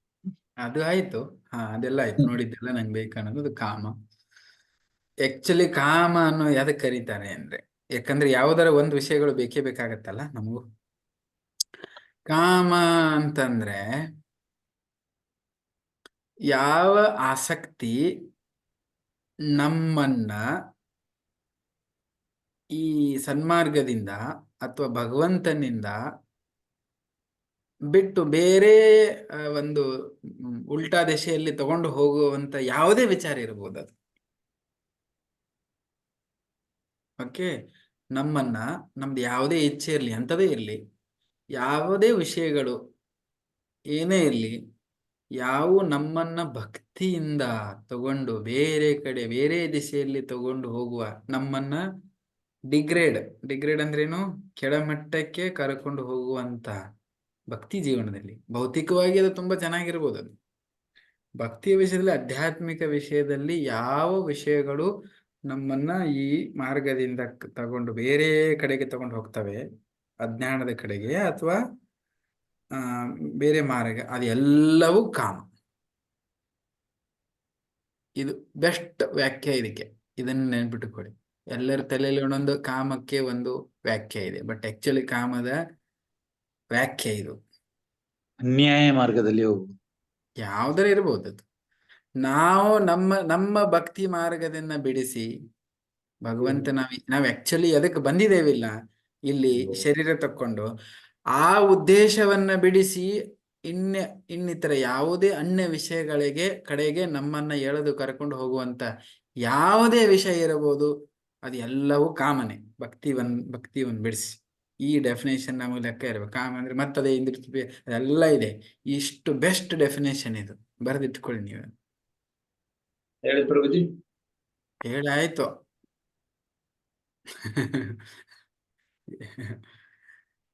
ಯಾವ ವಿಚಾರಗಳು, ಯಾವ ವಿಷಯಗಳು, ಯಾವ ಆಸಕ್ತಿಗಳು, ಯಾವ ಆಸೆ ಆಕಾಂಕ್ಷೆಗಳು ಯಾವುದೇ ಇರಬಹುದು, ಅವೆಲ್ಲವೂ ಯಾವುವು ನಮ್ಮ ಭಕ್ತಿ ಮಾರ್ಗದಿಂದ ಬಿಡಿಸಿ ಇನ್ನೊಂದು ದೆಸೆಯಲ್ಲಿ ಕರ್ಕೊಂಡು ಹೋಗ್ತವೆ. ನಮ್ಮನ್ನ ಈ ಭಕ್ತಿ ಮಾರ್ಗಕ್ಕೆ ಬರುವುದನ್ನ ಬಿಡಿಸ್ಲಿಕ್ಕೆ ಕಾರಣ ಆಗ್ತವೆ. ಇಲ್ಲಿ ಬರದೇ ಇರುವುದಕ್ಕೆ ಕಾರಣ ಏನೇನೆಲ್ಲ ಆಗ್ತವೆ, ಅದೆಲ್ಲ ಕಾಮಗಳು. ಅದೇ ಹೇಳ್ತಾರೆ. ಆಮೇಲೆ ಅದಕ್ಕೆ ನಾವು ಅವೆಲ್ಲ ಆಸಕ್ತಿಗಳನ್ನ ಉಪಯೋಗ ಮಾಡಿಕೊಂಡು ನಾವು ಎಂಜಾಯ್ ಮಾಡ್ಬೇಕನ್ನೋ ಭಾವನೆ ಅಲ್ಲ. ಅದಕ್ಕೆ ಪುರುಷ ಪ್ರಕೃತಿ. ಭೋಕ್ತಾರಂ ಯಜ್ಞ ತಪಸಾಂ ಸರ್ವಲೋಕ ಮಹೇಶ್ವರಂ ಸೂರುದಂ ಸರ್ವಭೂತಾನಾಂ ಜ್ಞಾತ್ವಾ ಮಾಂ ಶಾಂತಿಂ ಪೃಚ್ಛತಿ. ಎಲ್ಲದರ ಒಡೆಯ ಪುರುಷ, ಎಂಜಾಯ್ ಮಾಡೋನು, ಸೃಷ್ಟಿ ಮಾಡಿದವನು, ನಿಯಂತ್ರಣ ಮಾಡಿದವನು ಭಗವಂತ. ನಾವೆಲ್ಲ ಅವನ ಎಂಜಾಯ್ಮೆಂಟಿಗೆ ಸಪೋರ್ಟ್ ಮಾಡೋರು ಪ್ರಕೃತಿ. ಅದಕ್ಕೆ ನಾವೆಲ್ಲರೂ ಪ್ರಕೃತಿ, ಪುರುಷ ಭಗವಂತ. ಸೊ ಇದು ಅರ್ಥ ಆದ್ರೆ ಆ ಕಾಮದ ಹೋಗಿ ಕನ್ವರ್ಟ್ ಆಗಿ ಪ್ರೇಮ ಆಗತ್ತೆ. ಒಂದ್ ವೇಳೆ ಇವೆಲ್ಲವುಗಳ ಭೋಕ್ತಾ ಎಂಜಾಯ್ ಮಾಡೋ ಪುರುಷ ಭಗವಂತಲ್ಲ, ನಾವು ಅನ್ಕೊಂಡು ಅಂದ್ರೆ ಆ ಪ್ರೇಮ ಹೋಗಿ ಕಾಮ ಆಗತ್ತೆ. ಕಾಮ ಪ್ರೇಮ ಎರಡು ಶಬ್ದ. ಕಾಮ ಅಂದ್ರೆ ಸೊ ಯಾವಾಗ ನಾವು ಭಗವಂತನ ಕೇಂದ್ರ ಬಿಂದುವನ್ನಾಗಿಟ್ಟುಕೊಂಡು ನಮ್ಮೆಲ್ಲಾ ಇಂದ್ರಿಯಗಳನ್ನು ಅವನ ಸೇವೆಯಲ್ಲಿ ತೊಡಗಿಸ್ತೇವೆ, ಗುರುಗಳ, ವೈಷ್ಣವರ, ಭಗವಂತನ, ಅವಾಗ ಅದೇನಾಗತ್ತೆ, ಯಾವನ ಇಚ್ಛೆಗಳು ಅವು ಎಲ್ಲ ಪ್ರೇಮ ಆಗ್ತವೆ, ಕನ್ವರ್ಟ್ ಆಗ್ತವೆ. ಒಂದ್ ವೇಳೆ ಆ ಇಚ್ಛೆಗಳು ಹೋಗಿ ನಮ್ಮ ಸುಖಕ್ಕಾಗಿ ಅವನು ಎಳೆದು ಎಲ್ಲೆಲ್ಲಿ ಹೋಗ್ತವೆ, ಅವೆಲ್ಲವೂ ಕಾಮವಾಗಿ ಬದಲಾವಣೆ. ಇದೇ ವ್ಯತ್ಯಾಸ. ತುಂಬಾ ಇದೆ ಅದರಲ್ಲಿ. ಎಷ್ಟಾಯ್ತು ಟೈಮ್? ಮುಗಿತಾ? ಸೊ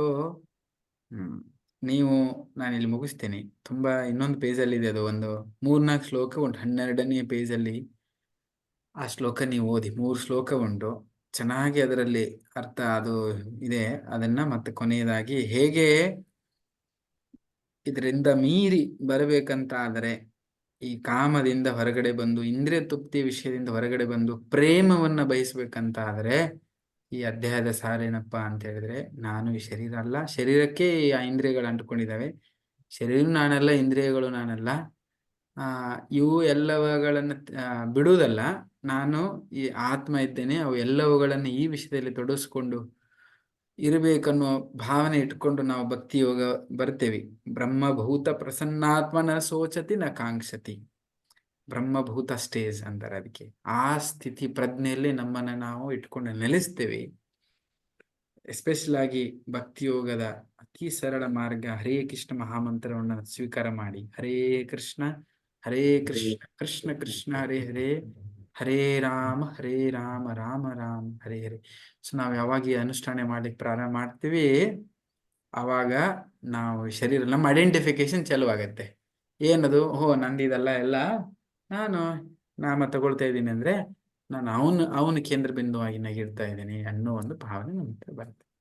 ಇದೇ ಈ ಅಧ್ಯಾಯದ ಸಾರ. ಇನ್ನೊಂದು, ನೀವು ಇಂಥ ಈಗ ಎಲ್ಲರಿಗೂ ಏನಾಗ್ತದೆ ಅಂದ್ರೆ ಬರೀ ಥಿಯರಿ ಕೇಳ್ತೀವಿ, ಅದು ಪ್ರಾಕ್ಟಿಕಲ್ ಆಗೋಲ್ವಲ್ಲ. ಅದಕ್ಕೆ ನೀವು ಪ್ರಾಕ್ಟೀಸ್ ಮಾಡಿ. ಏನದು ಈಗ ಗೊತ್ತಾಯ್ತು ನಮ್ಗೆ, ಸ್ವಲ್ಪ ಪ್ರಾಕ್ಟೀಸ್ ಸ್ಟಾರ್ಟ್ ಮಾಡ್ಬೇಕು. ಅದು ಮುಂದೆ ಮುಂದೆ ಅರ್ಥ ಆಗ್ತಾ ಹೋಗುತ್ತೆ. ಸರಿಯಾಗಿ ಸಾಧನೆ ಮಾಡಬೇಕು, ಜಪ ಮಾಡಬೇಕು. ಇನ್ನೊಂದು, ನೀವು ಪ್ರಾಕ್ಟೀಸ್ ಮಾಡಿ. ನಾನು ಅಲ್ಲ, ನಾನು ಬೇರೆಯವನು ಏನ್ ಹೇಳ್ತಾರೆ, I am somebody's property. What you say this? How you say? I am not myself everything, but I am someone's property. How you say this?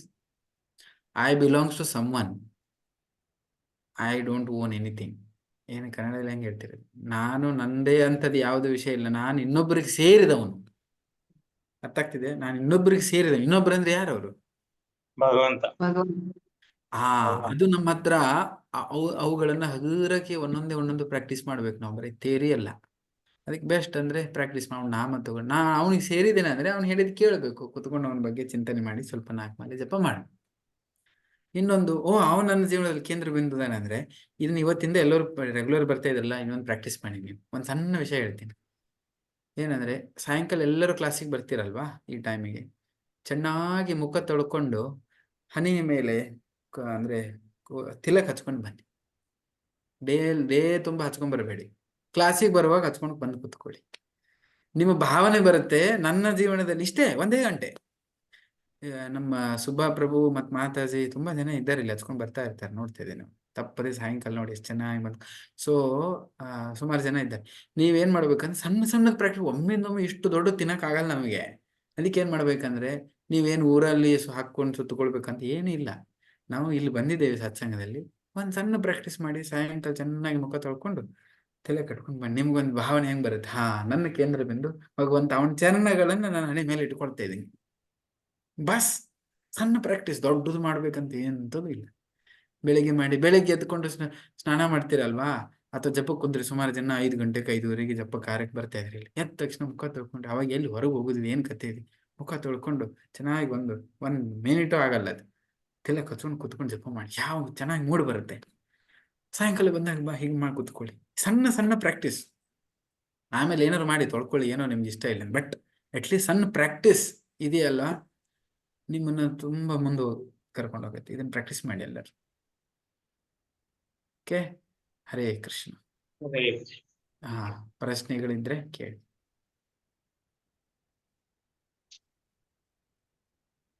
Hare Krishna.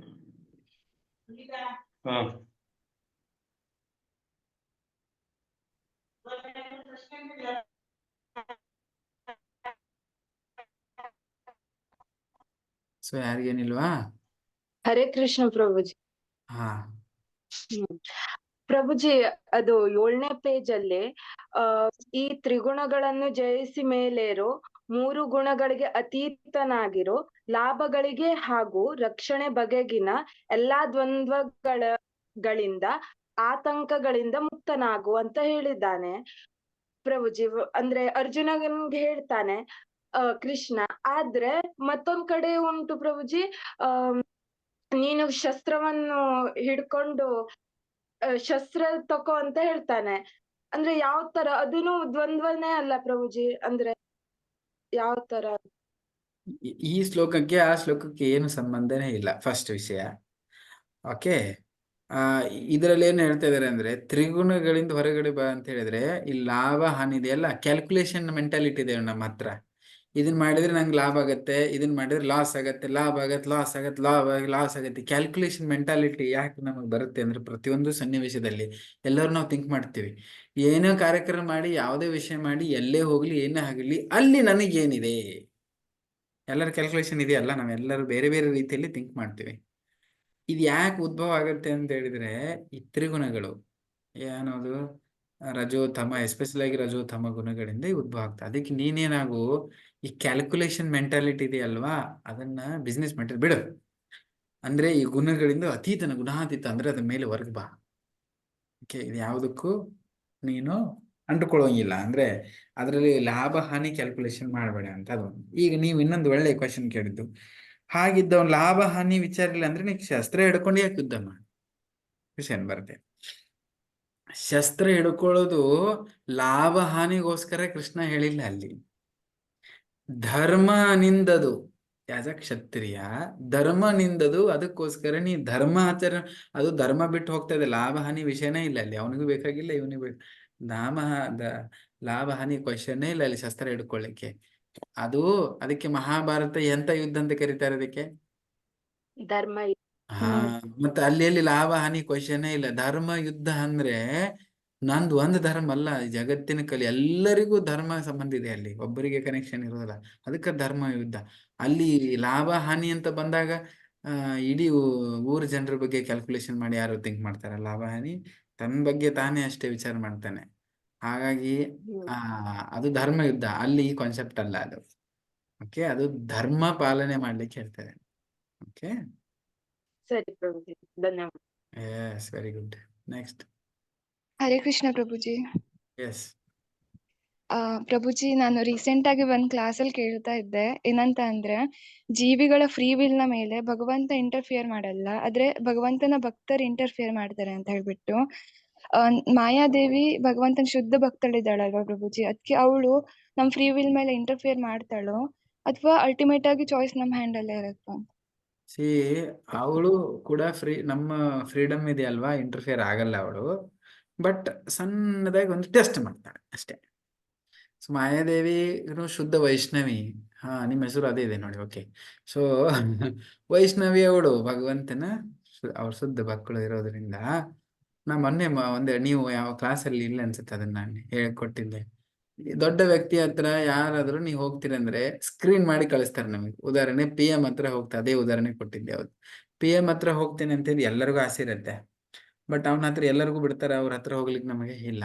ಅಲ್ಲಿ ಸ್ಕ್ರೀನಿಂಗ್ ಮಾಡ್ತಾರೆ, ಚೆಕ್ ಮಾಡ್ತಾರೆ, ಯಾಕೆ ಹೋಗಿ, ಎದಕ್ಕೆ ಹೋಗಿ, ಏನು ಹೋಗಿ, ಅದೇನಾದ್ರು ಸರಿಯಾದ ಕಾರಣ ಇದ್ರೆ ಮಾತ್ರ PM ಹತ್ರ ನಿಮ್ ಭೇಟಿ ಆಗ್ಲಿಕ್ಕೆ ಪರ್ಮಿಷನ್ ಕೊಡ್ತಾರೆ. ಇಲ್ಲಾಂದ್ರೆ ಅಲ್ಲಿ ಅವರೇ ಅದ್ರ ಕೆಳಗಡೆ 108 ಜನ ಇರ್ತಾರೆ, ನಿಮ್ಗೆ ಅಲ್ಲೇ ಕೇಳಿ ಅಲ್ಲೇ ಕಳಿಸ್ತಾರೆ. ಹಾಗೆ ಇವಳು ನಮ್ಮ ಮಾಯಾದೇವಿ ಏನು ಅಂದ್ರೆ ಭಯ ಪಡುವಂಥದ್ದಲ್ಲ. ಮಾಯಾದೇವಿ ಕೆಲಸ ಏನಂದ್ರೆ ಸ್ಕ್ರೀನಿಂಗ್ ಮಾಡ್ತಾಳ ಅವಳು ನಮ್ಗೆ. ಸ್ಕ್ರೀನಿಂಗ್ ಏನದು, ನಾವು ನಿಜವಾಗ್ಲೂ ಎಂಥದ್ದು ಏನಾದ್ರು ಮುಖ್ಯ ಕಾರಣ ಇದೆಯಾ ಭಗವಂತನ ಹತ್ರ ಹೋಗ್ಲಿಕ್ಕೆ, ಅಥವಾ ಬೇರೆ ಏನಾದ್ರು ಕಾರಣ, ನಮ್ದು ಏನಾದ್ರು ಲಾಭ ಪ್ರತಿಷ್ಠೆ ಇಟ್ಕೊಂಡು, ಅಥವಾ ಅವನ್ನೆಲ್ಲ ಇಟ್ಕೊಂಡು ಹೋಗಿ, ಅಥವಾ ಅವ್ರಿಗೆ ಅವ್ನ್ ಡಿಸ್ಟರ್ಬ್ ಮಾಡೋಕೆ ಲೆಕ್ಕದಲ್ಲಿ ನಾವು ಹೋಗ್ತಾ ಇದೀವ, ಅದನ್ನ ಟೆಸ್ಟ್ ಮಾಡೋ ಕೆಲಸ ಅವಳದ್ದು. ಓಕೆ, ನಾವು ಭಕ್ತಿ ಮಾಡ್ತಿದೀವಿ, ಅದು ನಿಜವಾಗೂ ಭಕ್ತಿ ಇದೆಯಾ ಅಥವಾ ಡಿಸ್ಟರ್ಬೆಂಟ್ ಮಾಡೋದಿದೆಯಾ ಅಥವಾ ಬೇರೆ ಅದ್ರಲ್ಲಿ ಏನಾದ್ರು ಇದೆಯಾ ಅನ್ನೋದಕ್ಕೆ ಅದನ್ನ ಸರಿಯಾಗಿ ಸ್ವಲ್ಪ ಅರ್ದು ತಿಕ್ಕಿ ಶುದ್ಧ ಮಾಡಿ ಕಳಿಸೋ ಪ್ರಯತ್ನ ಮಾಡ್ತಾಳೆ. ಅವಳು ಬಂದಾಗ ಇಂಟರ್ಫಿಯರ್ ಆಗ್ತಾಳಲ್ವಾ, ಟೆಸ್ಟ್ ಮಾಡಕ್ ಬಂದಾಗ ನಮಗೇನ್ ಅನಿಸ್ತದೆ, ಅಯ್ಯೋ ಮಾಯಾದಲ್ಲಿ ಸಿಕ್ಕಾಕೊಂಡ್ಬಿಟ್ವಿ. ಮತ್ತೆ ಅದಕ್ಕೆ ಕೃಷ್ಣ ಹೇಳ್ತಾ ಇದ್ದೇನೆ, ಏನು, ದೈವಿ ಏಷ ಗುಣಮಯಿ ಮಮ ಮಾಯಾ ದುರತ್ಯಯ. ಈ ಮಾಯಾದೇವಿಯಿಂದ ನೀನ್ ಪಾರಾಗೋದು ಕಷ್ಟ ಇದೆ, ಯಾಕಂದ್ರೆ ಅವ್ರು ಚೆನ್ನಾಗಿ ಪರೀಕ್ಷೆ ಮಾಡ್ತಾಳೆ. ಬಟ್ ನೀ ನನಗೆ ಶರಣಾಗು, ಟೆನ್ಷನ್ ತಗೊಳ್ಬೇಡ, ನಾನೇನು ಪಾರ ಮಾಡ್ತೇನೆ ಅಂತ. ಸೊ ಅದಕ್ಕೆ ನೀವು ಅವ್ರಿಗೆ ಟೆನ್ಷನ್ ಆದಾಗ ಮಾಯಾದೇವಿಗೆ ಹೆದರ್ಕೊಳ್ಳೋ ಕ್ವಶನ್ ಇಲ್ಲ. ಯಾರಿಗೆ ಹೆದರ್ಕೊಳ್ಳೋರು ಟೆನ್ಷನ್ ಅಂದ್ರೆ ಭಗವಂತನಿಗೆ ಶರಣ ಆಗದೆ ಇರೋರಿಗೆ ಮಾಯಾದೇವಿ ಟೆನ್ಷನ್, ಭಗವಂತನಿಗೆ ಶರಣ ಆದವರು ಮಾಯಾದೇವಿ ಯಾಕೆ ಟೆನ್ಷನ್. ಬಟ್ ಮಾಡುವಾಗ ನಾವು ಅಷ್ಟೊಂದು ಶರಣಾಗತಿ ಇರುವುದಿಲ್ಲ, ಅದೆಲ್ಲ ಇರುತ್ತೆ. ಬಟ್ ಅವಳು ಸ್ವಲ್ಪ ಟೆಸ್ಟ್ ಮಾಡ್ತಾಳೆ, ಪರೀಕ್ಷೆ ಮಾಡ್ತಾಳೆ. Okay, okay Prabhu, thank you. Thank you. Yes, next.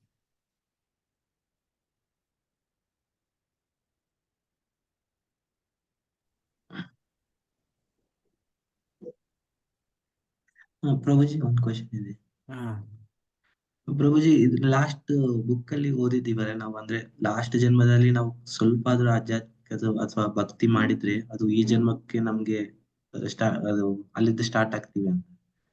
So ಆ ಭಕ್ತಿ ಮಾಡಿದ್ದಕ್ಕೆ ಅವರು ಆ ಜನ್ಮದಲ್ಲಿ ಭಕ್ತರಾಗಿರ್ತಾರೆ. ಬಟ್ ಈ ಜನ್ಮದಲ್ಲಿ ಬಂದಾಗ ನಾವು ಅವ್ರನ್ನು ಭಕ್ತರಾಗೆ ನೋಡ್ಬೇಕಾ, ಅಥವಾ ಆ ಭಕ್ತಿ ಅಲ್ಲಿಗೆ ಮುಗೀತು ಮತ್ತೆ ಇಲ್ಲಿ ಅಂದ್ರೆ ಈಗ ಆ ಭಕ್ತಿ ಹಿಂಗೆ ವೈಷ್ಣವ ತರನೇ ನೋಡ್ಬೇಕಾ ಅಂತ.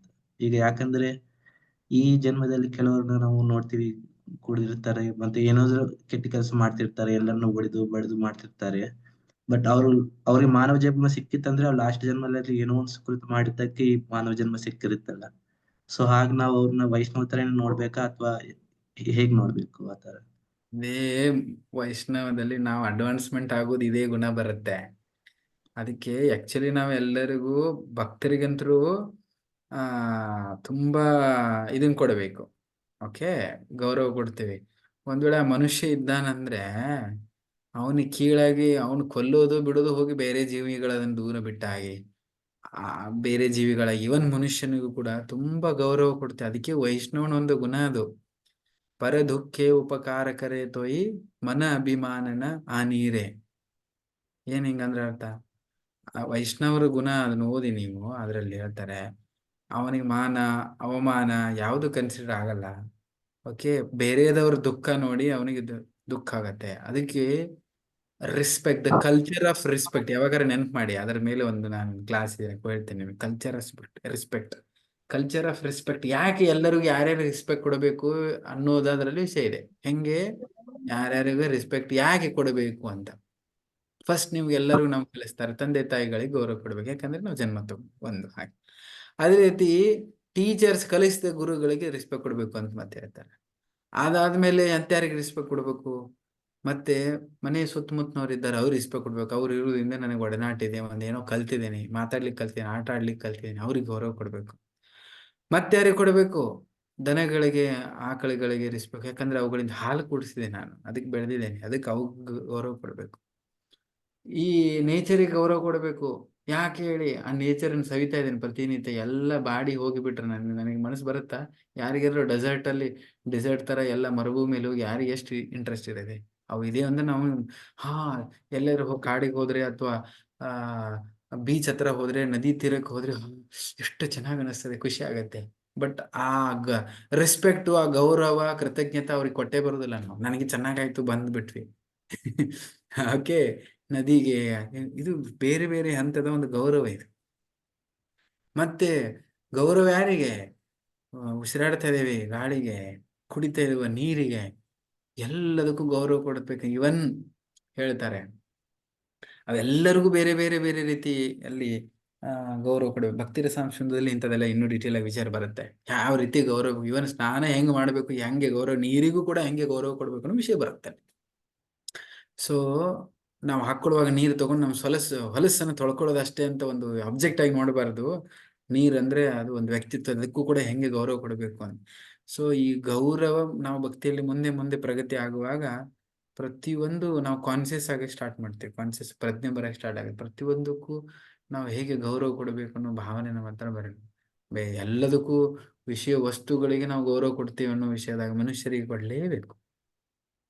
ಅದಕ್ಕೆ ಅವ್ರು ಎಷ್ಟು ಮಾಡಿದ್ದಾರೆ, ಏನ್ ಮಾಡಿದ್ದಾರೆ ಅದೆಲ್ಲ ನಮಗ್ ಗೊತ್ತಿಲ್ಲ. ಬಟ್ ಅದನ್ನ ಅವ್ರನ್ನ ಹುಟ್ಟಿಸಿದವರು, ಇಲ್ಲಿ ಕೊಟ್ಟವರು, ಅವರಿಗೆಲ್ಲ ನಡೆಸ್ತವ್ರು, ಅವ್ರ ಹೃದಯದಲ್ಲೂ ಪರಮಾತ್ಮ ಇದೆ. ಅದಕ್ಕೆ ಏನದು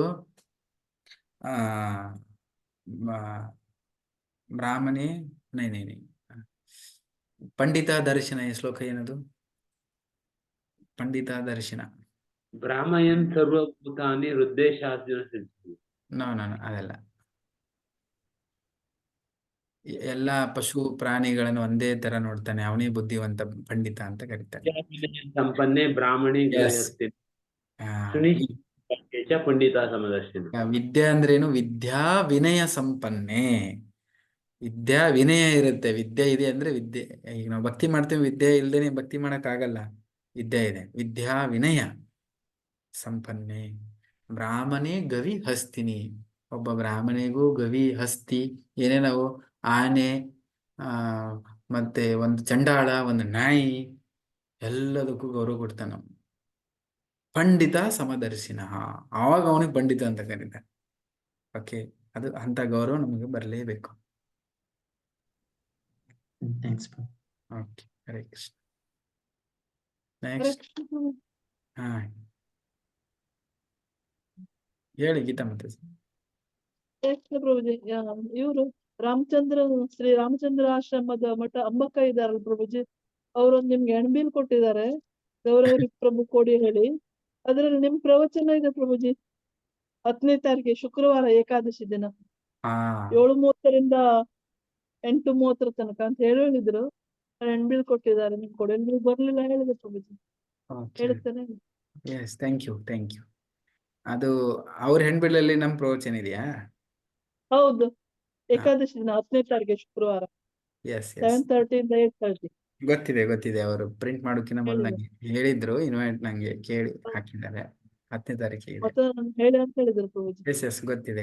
ಅದು ಫೋಟೋ ಹೊಡೆದು ನಂಗೆ ಕಳಿಸಿ ನೀವು. ಆಯ್ತು, ಹೇಳಿದ್ದೀನಿ ನಾನು, ಆ ಫೋಟೋ ಕಳಿಸ್ತೀನಿ ಅಂತ ಹೇಳಿದ್ದೆ. Yes okay. Hare Krishna. Okay, ಮತ್ತೆ ಯಾರಿಗೇನು ಡೌಟ್ ಇಲ್ವಾ? Thank you. ಸೊ ಮೋಸ್ಟ್ಲಿ ನಾಳೆ ಹೇಳುವ. Thank you. ಶ್ರೀಲ ಪ್ರಭುಪಾದ ಕಿ ಜೈ, ಸಮವೇತ ಗೌರ ಭಕ್ತರೊಂದ ಕಿ ಜೈ. ನಿತಾಯ